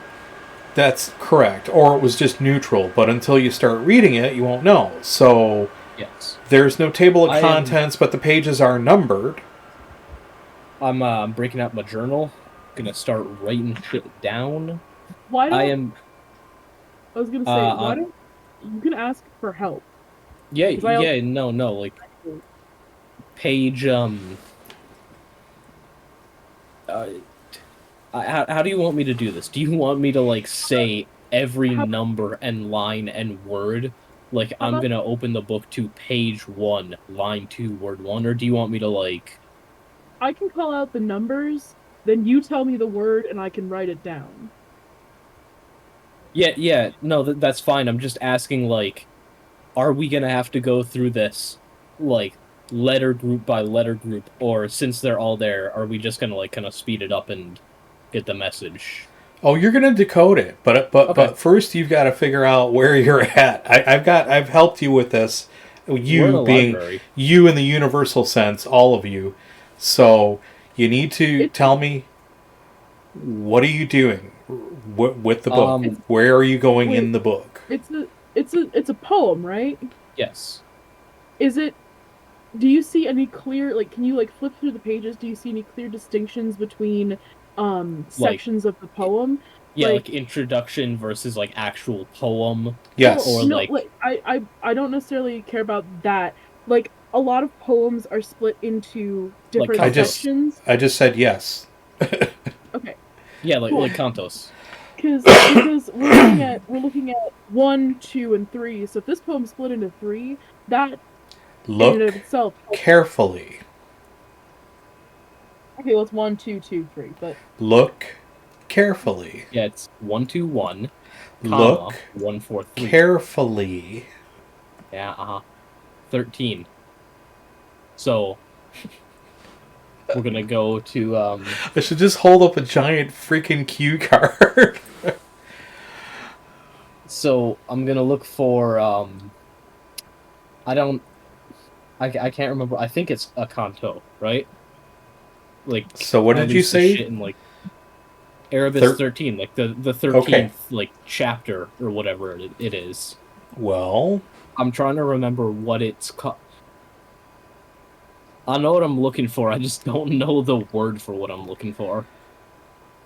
You know? So are you looking for... There's nothing that numbers the cantos, the sections. Okay. But the pages are numbered. Is this book like... How many pages is this book, Thorin? Yes, I'm going to look at how many pages the book is. Oh my god, you guys are killing me. You could just flip to the end and tell me the page number. Yeah, I know. That's... What does the message say that you found in the scepter? Erebus 13. 1, Okay. 2, 1. So listen, I'm going to describe this to you again. Aside from the title on the cover, when you open it, there's a description of the book. There's the dedications, right? Yes. Who wrote it, the year it was written, so on and so forth. Yes. There's a short introduction to the book, and then it goes into the epic ballad, the epic poem. Yes. Broken into sections, but the sections are not numbered like in a Bible. So you don't have, like, chapter 1, verse so-and-so. They're just written. However, the pages are numbered. 13th page. Okay, so you flip to the 13th page, and it starts off, and verily did the golden light give way to the umbrage of Erebus's minions. Hordes of angels wept with sorrow at the sight, their flaming swords held high. The ground trembled as the keepers of light refused to yield to Erebus' sons. And I'm going to put this on screen for you. Oh, thank God you have a fucking pamphlet. Yeah, I was like, there's no way. I was going to say, your whole, like, thinking that we would be smart, that's going to go right down the drain. Like, if you expect us to remember this. Yeah, you're saying a bit too much words there. There are no words on there. Yeah, that's blank. Yeah, there's nothing.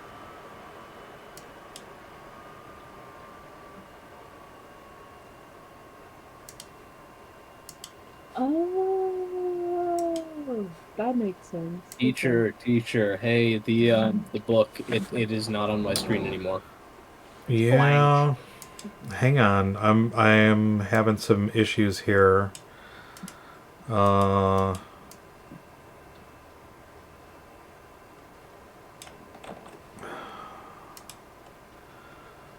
don't know why.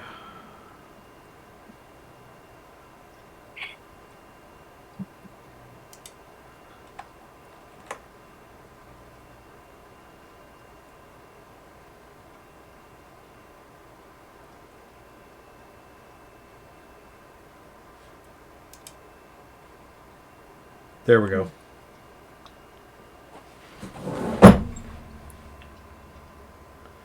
Okay, can you see that? And it should also be in all of your journals too. It's in my journal, but I can't open it, is the thing. Okay, you should now though. You should be able to. Yeah. Yeah, right, but what I'm saying is it's in my journal. I can't open it. I can. I can't. You might have to close it and come back in, or you might have to, I don't know, Deacon, because if Gryphon can, I can't answer why you wouldn't be able to. Okay, so you open to page 13. And this is what it says. You're gonna have to give me a minute here, man. I had to close out Roll20 to... Yeah, okay. All good for you now? Yep. I just Okay. I had It's to all- close Roll20 yeah. and reopen Chrome to. Okay, it's all good. Yeah, It okay. happens. It happens. Sarah, can you see it as well? Yes. Okay. So now, what do you do? Well, let's see. We've got a list of numbers, seem to go along with something, and a page. So we got 1, 2, 1. It's the first grouping of numbers. Now, is this So, from what I can That's see, weird. I think the second number is the word, because it doesn't, when you count it, it doesn't make sense for it to be anything but the word. Because the numbers in the middle only go up to 14, go up to 14, which is the largest like amount out of all of the numbers. Uh-huh. So I counted the first line. The first line was 14. I don't necessarily think it's going to be the same for each one, but it just makes more sense that way. Right. So if you parse the first grouping, what would you come up with? Well, Based if I'm hearing you. If we're assuming that the middle number is the number of the word. What's the third number? Oh, that's. I wonder if don't it's know. letters. I wonder if it's letters and not necessarily words themselves. Oh, first line, second first- word, first letter. Oh, like that. God, this is gonna time consuming.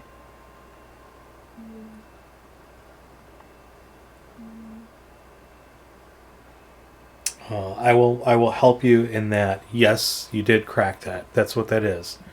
It's line, word, letter.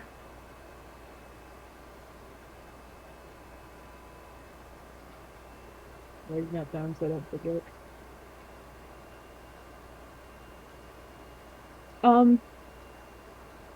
Do Oh no.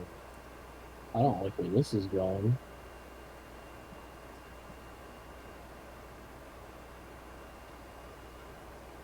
$11. Oh god, I gotta count. Counting. I know what my low light for this session is gonna be. I'm telling you right now. You never said we had to do the maths.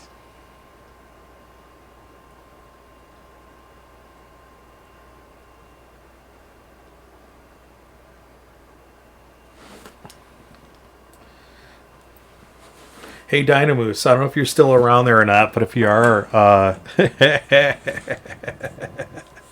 I threw a book cipher at him.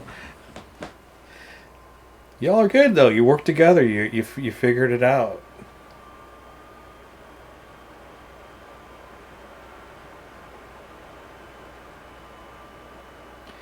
So, for those of you in chat, I'm sorry. Go ahead.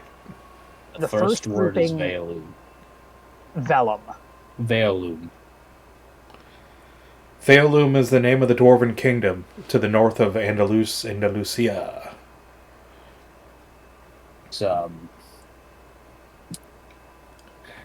great Dwarven kingdom. My father's kingdom, what rightfully should have been mine, but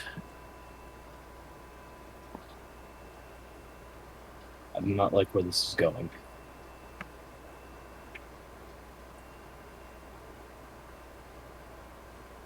So if you're lurking in Twitch, a little bit of background here for you.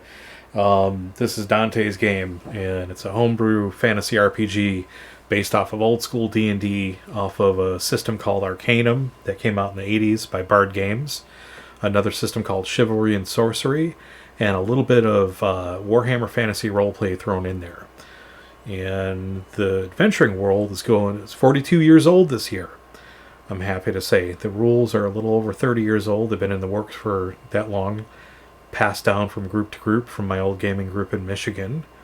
And the adventuring party right now, if you're tuning in and watching, They are deciphering a code, a book cipher code that they got that was hidden inside of this scepter that used to belong to this former king who was exiled under some pretty heinous charges and then imprisoned in his own tower.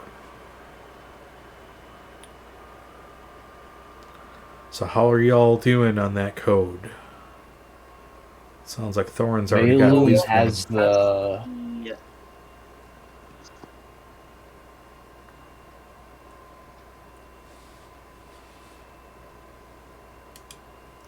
What was that, Gryphon?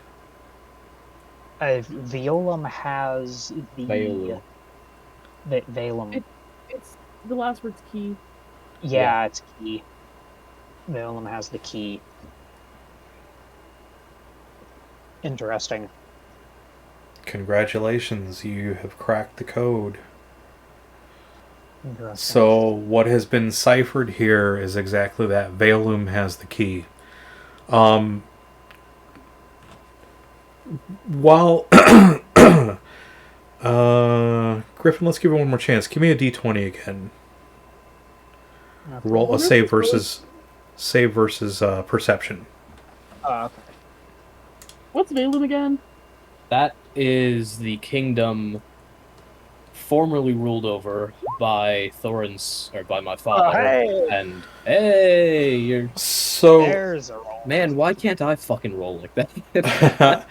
So, as fate would have it, like it often does, because it's a cruel mistress, it occurs to you that as you were shuffling these papers across the table to set down this pile of debris that you picked up, this pile of documents and whatnot, that as you shuffled these papers across, you saw a letter sitting on the table, and you recognized the name Valum.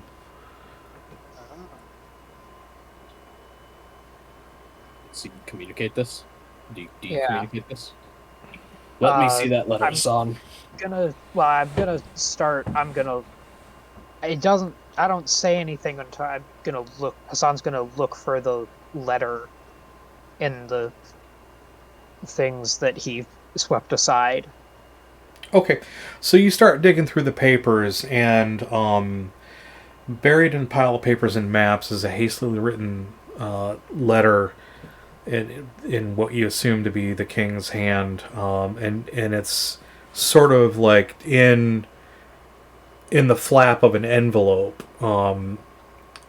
face down, and the letter it's I could read it to you. I mean, I know, well, it's I can't really like mute the others. So there is indeed a letter there addressed to Valum.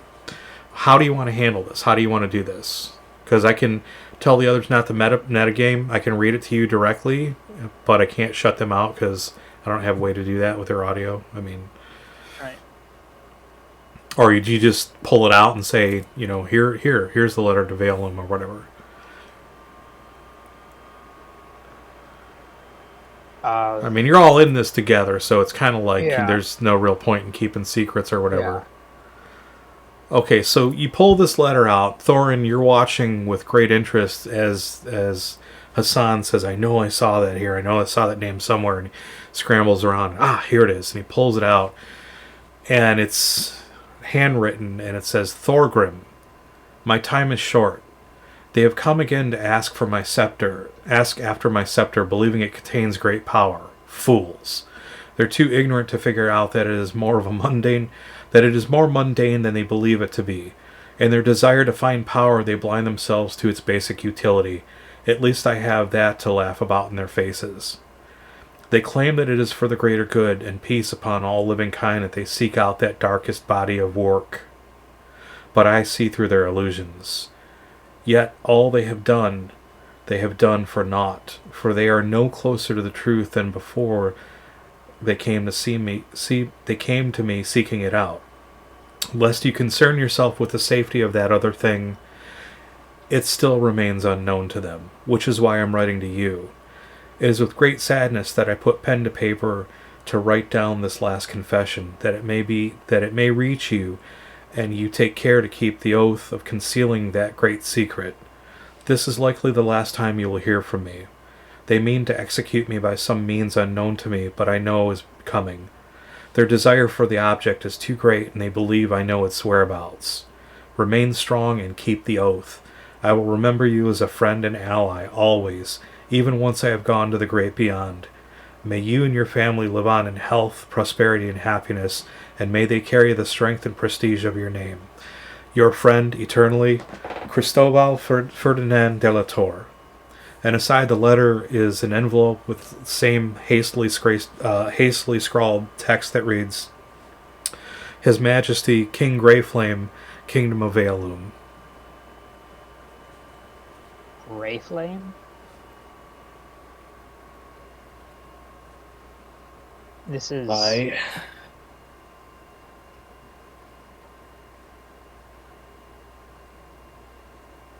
How much do you know of this? Admittedly, less than I'd like. That would be my father, Thorgrim. So, king under the mountain, ruler of Veilum. He has since passed into the great unknown. It was, in time after his passing, supposed to go into my rule, but there was complications with my brother. He ended up in control of the kingdom, and I was displaced of my position within it. Indeed.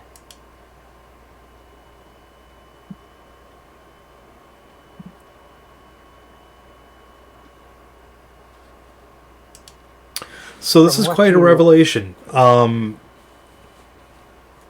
You take several things from this, Hassan and Cal. One, that you may or may not be aware, dwarves live an incredibly long time. They can live hundreds of years. So it's not unfeasible that this was written by this king, 200 years ago to Thorin's father, the king under the mountain, King Thorgrim Greyflame, who at the time would have been a lot younger. But Thorin, for you, this is especially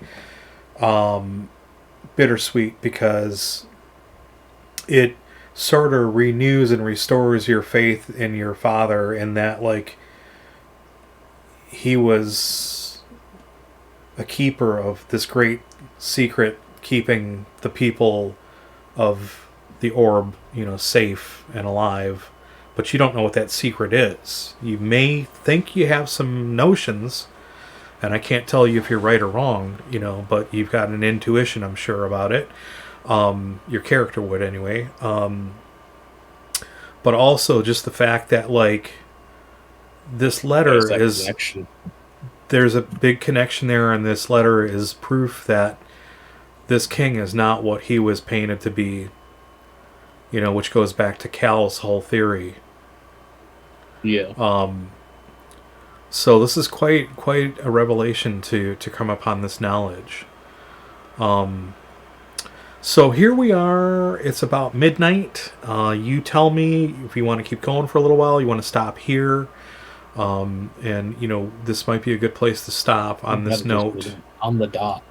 And on the dot. From here, it's mostly going to be, wrap it up, I'll take it, and whatever you can haul out with you, as you make your way back to Fallshire, check in, and then ultimately on to Arcadia. So you all tell me. We wouldn't be able to possibly roleplay all that tonight because we'd be going for hours and hours and hours. But if you're all good with it, this is a good place to stop. You can tell me if you want to talk about this, or is there anything else you want to do here in this room? Anything else you have unresolved?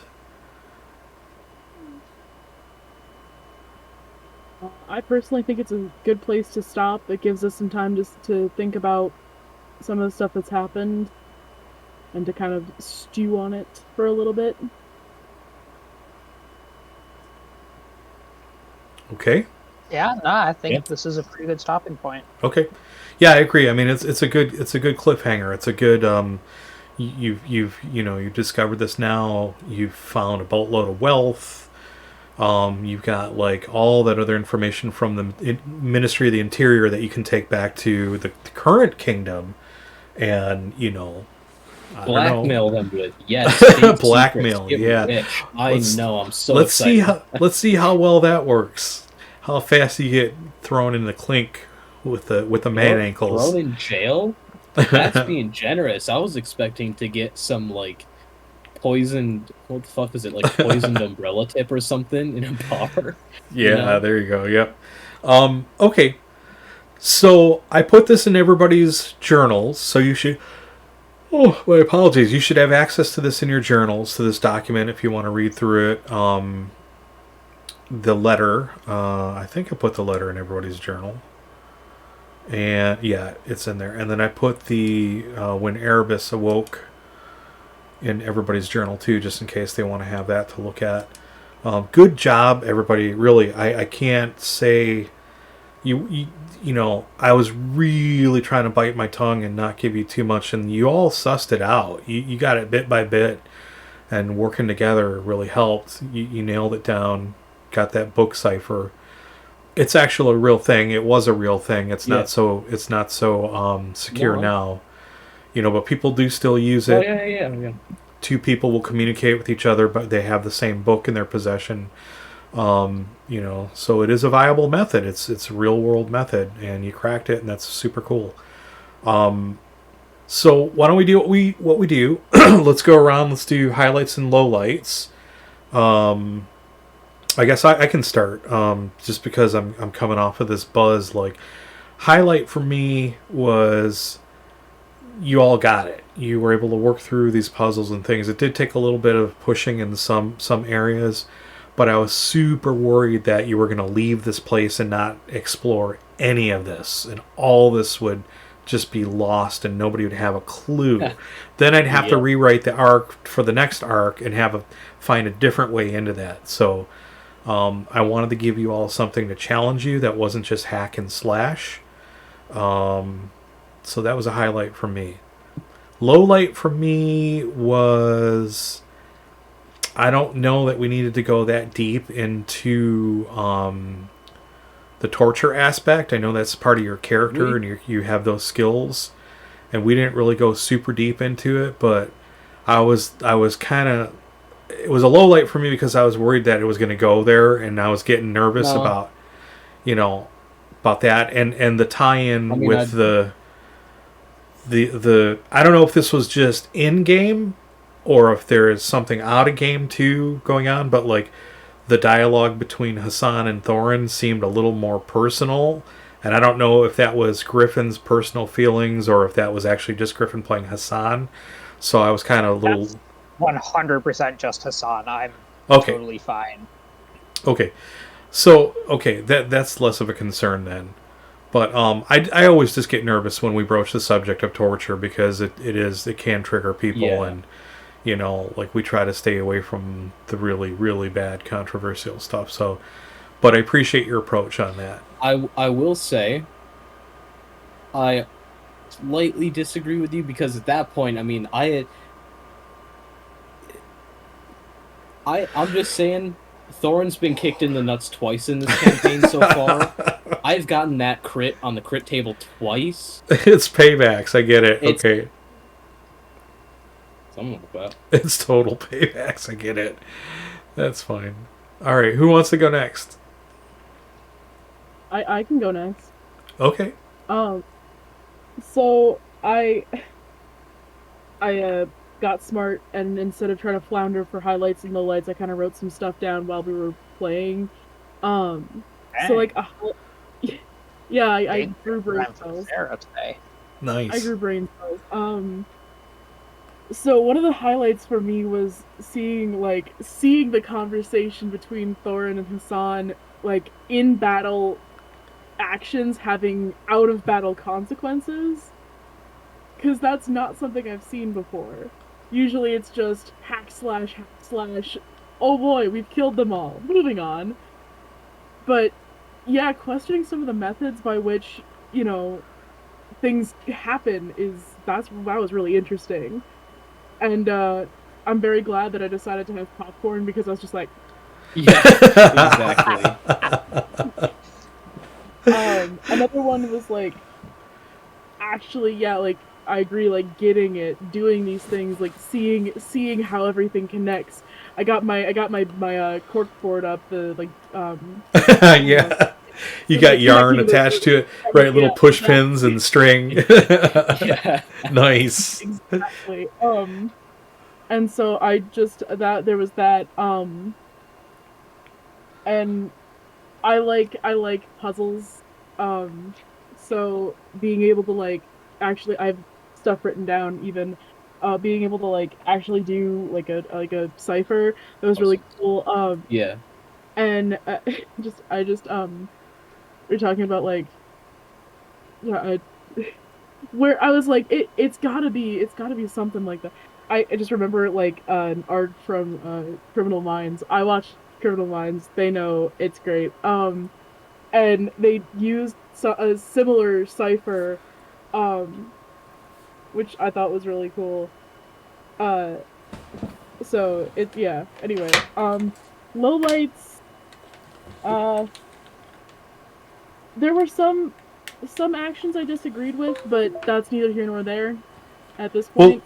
Well, let's hear them if you're comfortable sharing them, because again, that's the whole point, is like, if we can figure out a way to smooth that out or avoid those or give alternate workarounds, then that's kind of what makes me tick. Like, ooh, okay, if we could do something better or do something different, I'm all about it.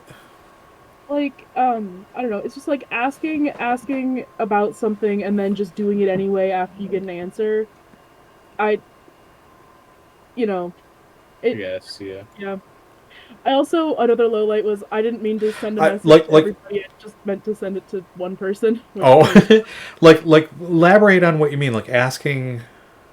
Like, I got a message from someone asking about something, and I gave them an answer, and then they went and did it anyway. Okay, I'll elaborate on that a bit. I asked if I should ask... I'm not going to bother, like, scrolling up because I can't remember, but I asked Sarah, essentially, if I should ask Sucksball about Erebus and about the numbers and see what he may think about that. And they said no, and then I realized something, and that made me kind of think, okay, I know they said no, but I've just thought of something, and now I kind of want to, like, see this just in case. I see. And, yeah. I see. I get both sides of that. It's a petty thing. It's a petty thing, but I think it ended up helping because he did kind of just, like... I guess you did, through him, kind of reinforce, like, okay, yeah, we are supposed to be looking for some sort of tome, or some sort of poem, or whatever. Sure. I can see both sides of that. I do get where you're coming from with that, but also I think if we hadn't maybe confirmed that, then we would have taken a lot longer just looking around trying to figure out something, That's fair. I just... You asked, and then you didn't say anything else, and then you just did it, which is like... you can kind of see how that... Yeah. No, I get it. It's sort of like, why even ask then, right?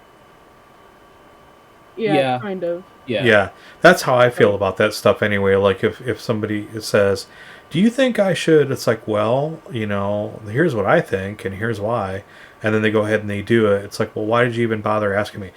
But I also understand the other side of that same coin is that you are either looking for validation to do what you want to do because you've already got your mind made up, or you're genuinely looking for another opinion, but then something changes your opinion and you're like, oh, Sarah has a good point, I shouldn't do that. And all of a sudden, no, wait, here's why I want to do it. And then you go ahead and do it. So I get it. It's tough. I think just a little, like a minute. All it would have taken was like 60 seconds or less of. Oh, sorry, Twitch. We just lost our. We're coming back on here in just a minute. All right. Yeah, that's like number 4. I'm surprised one of your lowlights wasn't cutting out all the time. Yeah, I try not to get hung up on those technical issues because they happen, but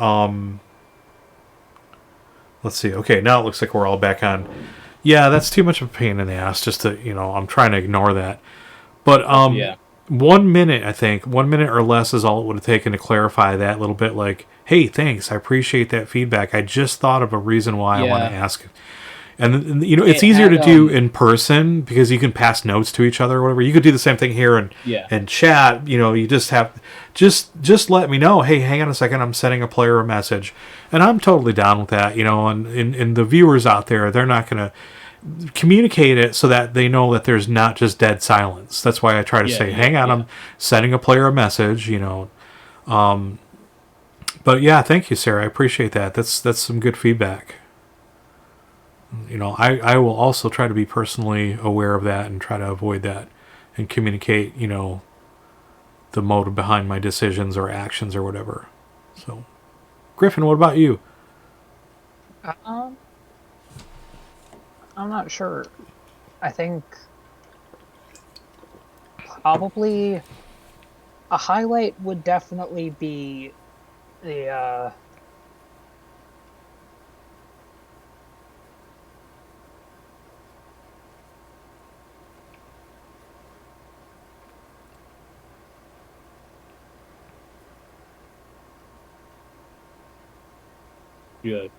Did you just freeze? Oh my god, I think he literally froze.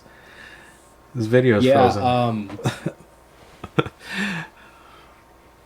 Yeah, that's oh, there's a technical issue.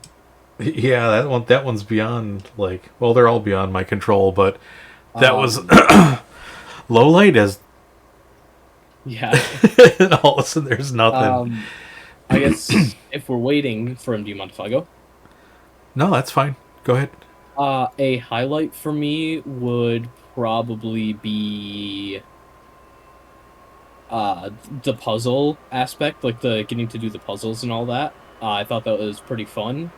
I know you're generally pretty good about having a balance of like combat to non-combat situations in your game. Like you have a lot of options that aren't just combat focused, but you need to think about it. But it's always fun to have those because you play a lot of games, Dark Souls, Elden Ring, whatever. It's just like hack slash. So it's kind of cool to just get like something in there, that's like it makes you think, makes you use your brain. Yeah. Another, I got like 2 of each. Another highlight for me would be talking with Hassan in the beginning because, like Sarah said, it's kind of cool to see in combat actions have consequences outside of combat. Because that's not really a thing that gets brought up a lot. So it's just interesting there. As for lowlights, the conversation between Hassan and me, I would also consider a lowlight because I understand that it was entirely in character, and I feel like that is something that would... I don't know how to phrase this without being rude. I feel like that is something that Thorin would not respond too kindly to. Right, exactly. It's like... not only from like you're challenging my view of whatever deity, but also like but also like you've never adventured. I've been doing this welcome back, Gryphon. Welcome back for however long. What do you sorry know? About that. No, it's all right. It's all right. So that is also a dual low light for me. Sorry, I started while you were no, that's fair. While you were disconnected. Okay, so then the other one, the other low light. The other low light is 90. It's 90% a joke, but when I said I know what my low light is going to be when you mentioned that we had to do counting, as it turns out, it was only half joking because I made, according to my journal here, I don't know if you can see the scratch marks, but I made 5 different mistakes in that. So, I'm a bit irritated. I won't lie, that one's got me a bit irritated. I miscounted 5 times. Might I recommend erasable pens? Might I recommend you one better? Do you know what this is? This is a pencil. It's already erasable. Okay, but if your eraser is bad, then you end up with crappy... Man, this is a... I don't know if you know what this is. This is a Dixon Ticonderoga 2HB. It's yellow with the green metal and a pink eraser. These are the best erasers on pencils that you can get. Period. Like, these pencils, man... This is just a nub of plastic, and it erases with friction. It's science. And on this edition of Black Dragon Tavern, we compare pens and pencils. This is a good pencil. This is a good pen. Oh my god. All right, let me tell you, I've had this. Had this pencil for 2 years and it's still lasting. Let me stop both of you right there. I do not use that pencil very much. Yeah, exactly. Let me stop both of you right there, and let me get back to Gryphon and get a highlight and low light from Gryphon. While we've got him on the camera. Okay, so I'm saying a highlight would definitely be the cipher and solving it. I really like, actual like more hands-on puzzle solving aspects. I guess the low light would have to be the really terrible rolls I got there. That is they were pretty bad. It's understandable, man. Yeah. But it's sort of like a pendulum. It swings one way, it's going to swing back the other way at some point. And you can count on that. Like rolls are rolls. That's the chaos factor. You got to have a little bit of the chaos factor in there. Chaos. So, I knew Erebus had something to do with this. Shush. No. So. Thank you all. I appreciate the feedback. Like we do this every week or every other week. I ask for the highlights and lowlights so that I can continue to really take it to heart and try to move things in a direction that makes it more fun and enjoyable for everybody. And I know a big part of that is like not always doing hack and slash because some of your characters are not set up that way. You have talents in other areas that you want to have a chance to express. So I try to put puzzles in there. I try to put some traps in there. I try to put some challenges like that. A couple of things. One, I think next session what we'll do is you'll still be here because you need to figure out what you're going to do in terms of cleanup. If you're going to try to find some sort of receptacles or containers or something that you might be able to bring a little bit of a haul back. You might want to lock things down and not tell anybody, and then come back and do little forays here. But I can tell you... Well, no, I can't. I'm not going to say anything, because I'll just let the joys... You were that close. I know, and I'm going to let the joys unfold on their own and let you discover it all, or be discovered. So... Then you'll ultimately need to decide like where you're going to go, what you're going to do, how that plan is going to look. But for Gryphon and Sarah, your characters are going to go up a level. Because you've gone through. Yeah, you've both gone through enough. I want to kind of catch you up to where Thorin is, and I kind of talked to Deacon a little bit about this outside of the game, and I don't want him to feel like he's getting overlooked, but he's at 5th level, you're both at 3rd. We rolled up your characters at 3rd, and the point was to try to bring you up to 5th to get you there without nerfing everything and fudging it and making it look goofy like they went up that fast. This is not D&D, so again, I do things a little bit differently.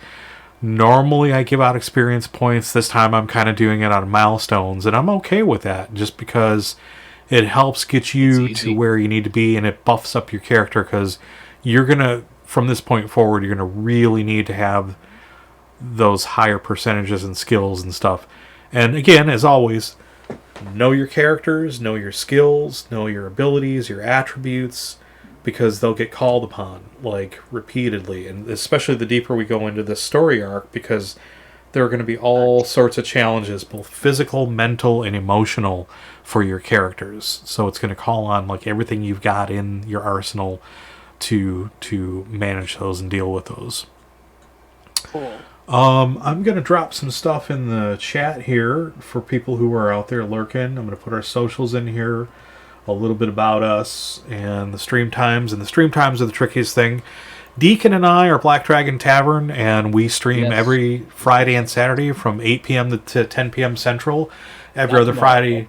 Right, except for tomorrow, he's going to be doing things with the three of you are going to be doing things. You're going to be watching Lord of the Rings again, hanging out. But 8 p.m. to 10 p.m. on Fridays and Saturdays.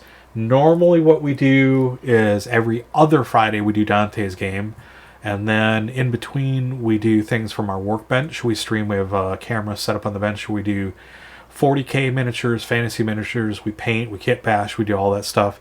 We also play card games, board games, dice games, you name it. We play them on the tabletop, and we have a couple of cameras set up there in our game room, also known as the Nerd Nest. So yeah, drop in sometime, check us out. If you like this, if you enjoyed it, hit the follow button. If you have a Twitch account through Amazon, if you have a Prime account, hit that follow button and subscribe with your Twitch, your Prime. I'm screwing it all up with your Prime account. Doesn't cost you anything, and keep it for a month. And if you like it, renew. If not, move on into something you might enjoy more. But, we're small streamers, and we try to help the community out. So on that note, what I'm going to do, y'all, is I am going to pull up Twitch, and I want to see who's on. And then we're going to do a raid. Oh, and I want to raid somebody's channel. Let's see if any of our peeps are online here. And we got Derailed Games. We got Wonderlust. Wonderlust is playing Elder Scrolls. Derailed Games is playing... Oh, you... Wonderlust is playing Elder Scrolls.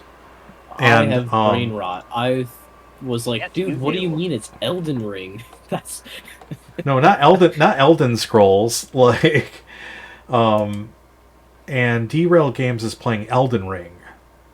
Okay. So, let's see. Wonder's got 23 viewers. Derailed has 8. Trying to think of who. Let's go. Alright, let's take a vote. Wonderlust or Derailed? Wonderlust. There's one vote for Wonderlust. I mean, it's a redeemed of Guide the Raid, so it's not even a vote. It's just you're doing it now. Oh, you spent the Guide the Raid. All right. Okay, so... I feel like raiding Wonderlust. Okay, so... I tuned into a stream the other night, and it was pretty fun. Wonderlust RPG. I figured we throw our measly 3 or 4 viewers over there. Alright, I wouldn't call them measly. There are viewers. There are people out there. I know, here we go. Small compared to 20. I'm going to launch the raid, and then what's going to happen is it's going to count down. Viewers. I know there's a raid happening. I know we're doing a raid, but you guys are doing a raid. But also the cameras are frozen. It looks like on my stream. That might be because I've got Yeah. Yeah. Okay. Now they should be fine. Did that raid work? What's going on here?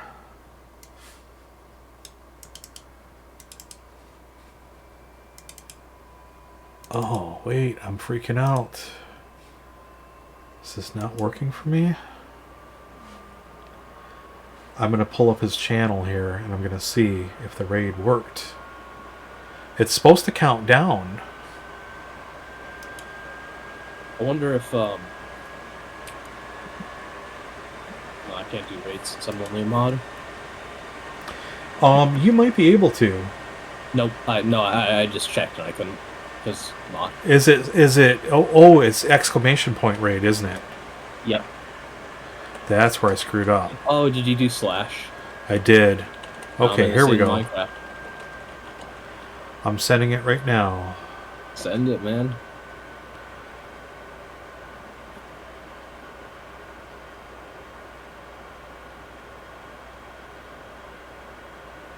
Is it It's not starting the countdown. That's really weird. That's what I don't get. Huh.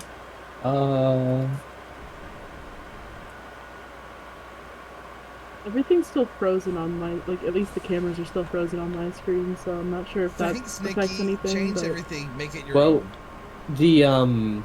the mics are working. I can hear you. I just did a sound check on rounds, laser current. eyes. Yeah. It's only the 3 of our cameras full-on that are frozen. round His is laser fine. eyes. Let's see if we Yeah. can get like some super round. Oh, vomiting That is goose. Let's see if strange. you get it. Heads. Nope. Man, it is not your night with that. Yeah, I don't know. OBS is working. Changing anything? My camera's moving. Can Sarah? Can you wave? No, it looks like I don't think Sarah's that's changing frozen. anything. I think it Griffin's changed a little frozen. bit Deacon's for frozen. That's what we've been saying. But Yeah. Well, no, I know, but everybody was moving on mine until just a minute ago. So That's weird. yeah, I don't know. I don't know what the deal is here. Maybe it's Those are OBS. the big- What do we mean by Might laser be, yeah. eyes? The cat is your. Are you oyster? putting in the raid command through OBS or through Twitch? Was that? Or was it? It shouldn't wrong? matter because the commands should. Laser eyes. All right, unsubscribe. Try through.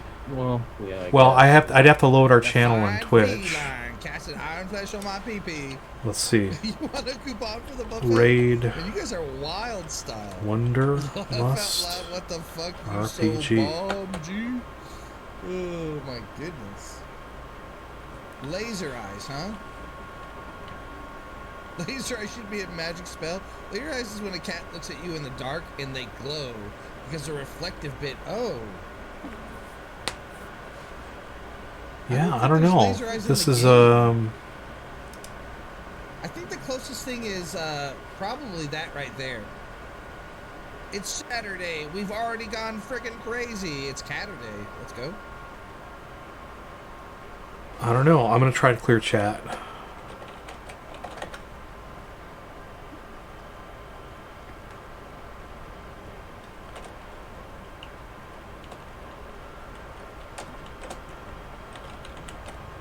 Are y'all still there on?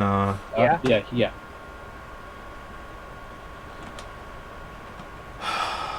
Boy, I don't get it.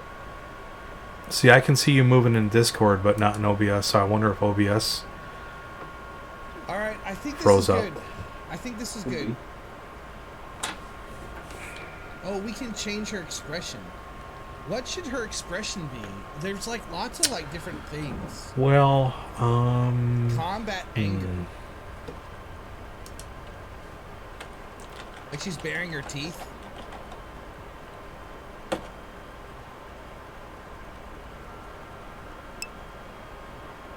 She's hungry. Let's do a vote on the name between 4 of them. Okay, yeah, we can do that. shit. We can do a vote on the name. That'll be easy to set up.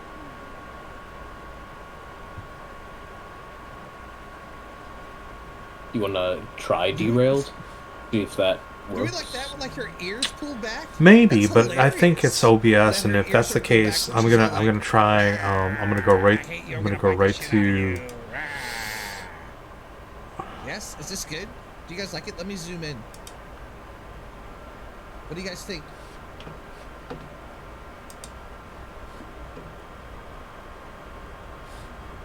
Perfect. Perfect. See, the cameras aren't moving on OBS. I can see y'all moving in Discord, and that's what I'm worried about. Now I'm trying to fucking go to the channel.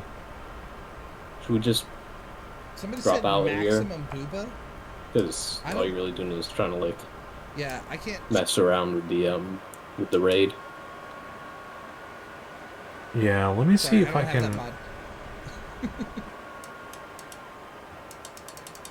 Why won't it go to the channel?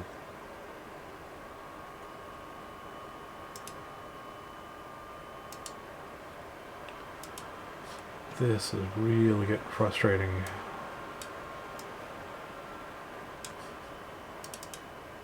Hang on, I'm going to open up Twitch again and I'm going to see if I can do it from Twitch. It may or may not work. And if not, we'll just end the stream here. Sorry.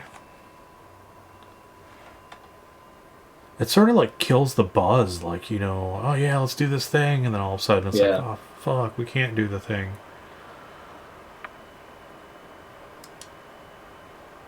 There we go. Go to channel.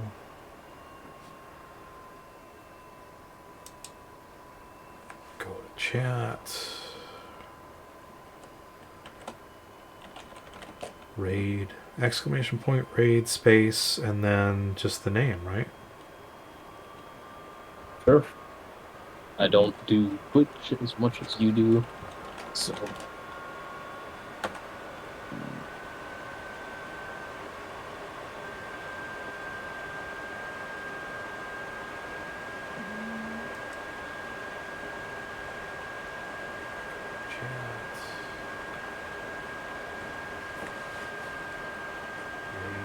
Exclamation point, raid, Yeah, space. there's something weird going on here. It's not even working there. Oh,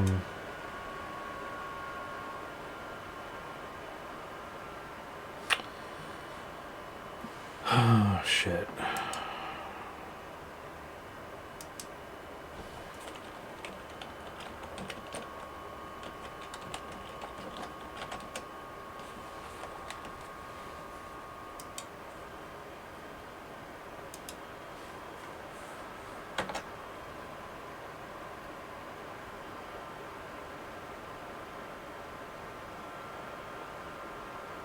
Oh, here we go.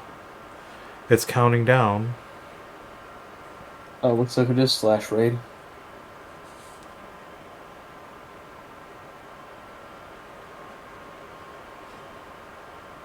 Got up a viewer in that time, though. Don't quite get how that worked, but... I don't know.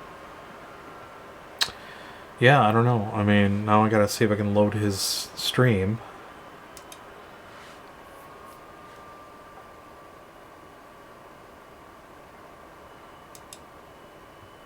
Boy, there's like a huge lag here.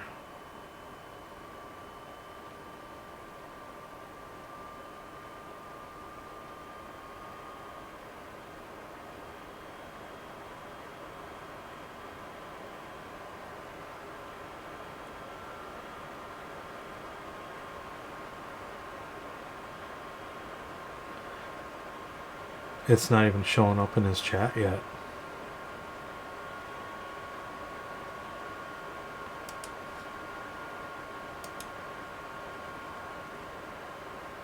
The Skyrim multiverse forever. You got a cat named Warlock the Destroyer? Nice. Alright, we're gonna give it exactly another 30 seconds. We called him War for short. Oh, there nice. it is. Warlock the Destroyer's War. Yeah. I'm thinking my next cat will be Balrog. Yeah, Rascal's amazing on Rolento. Yeah, it finally just showed up. Shout out, we'll be able to see Rascal. Hold on. Alright, so if you're just joining the stream, we're just getting ready to sign off. We're going to go raid our friend Wonderlust. And we're coming in. You can kind of see it a little bit. You're Maryland? That's cat? Yep. Boy, there's a lot of lag here. Much more. Oh my god! Black Dragon Tavern. Holy.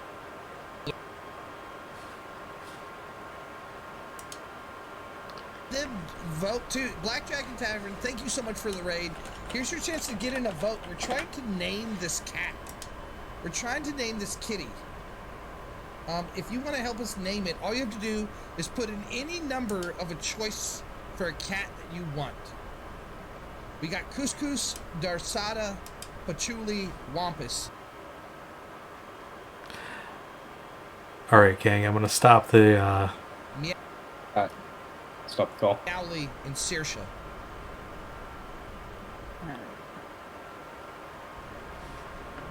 Oh, we're getting some nice... Yeah. Dragon Stuff. Tavern. Oh yeah. Oh man, my channel, my whole everything is getting screwed here. I'm dropping up the call. Yeah. Alright. Thank you all. Stop in, say hi to Wonderlust if you get a chance. I'm going to stop the stream here, stop the recording and all.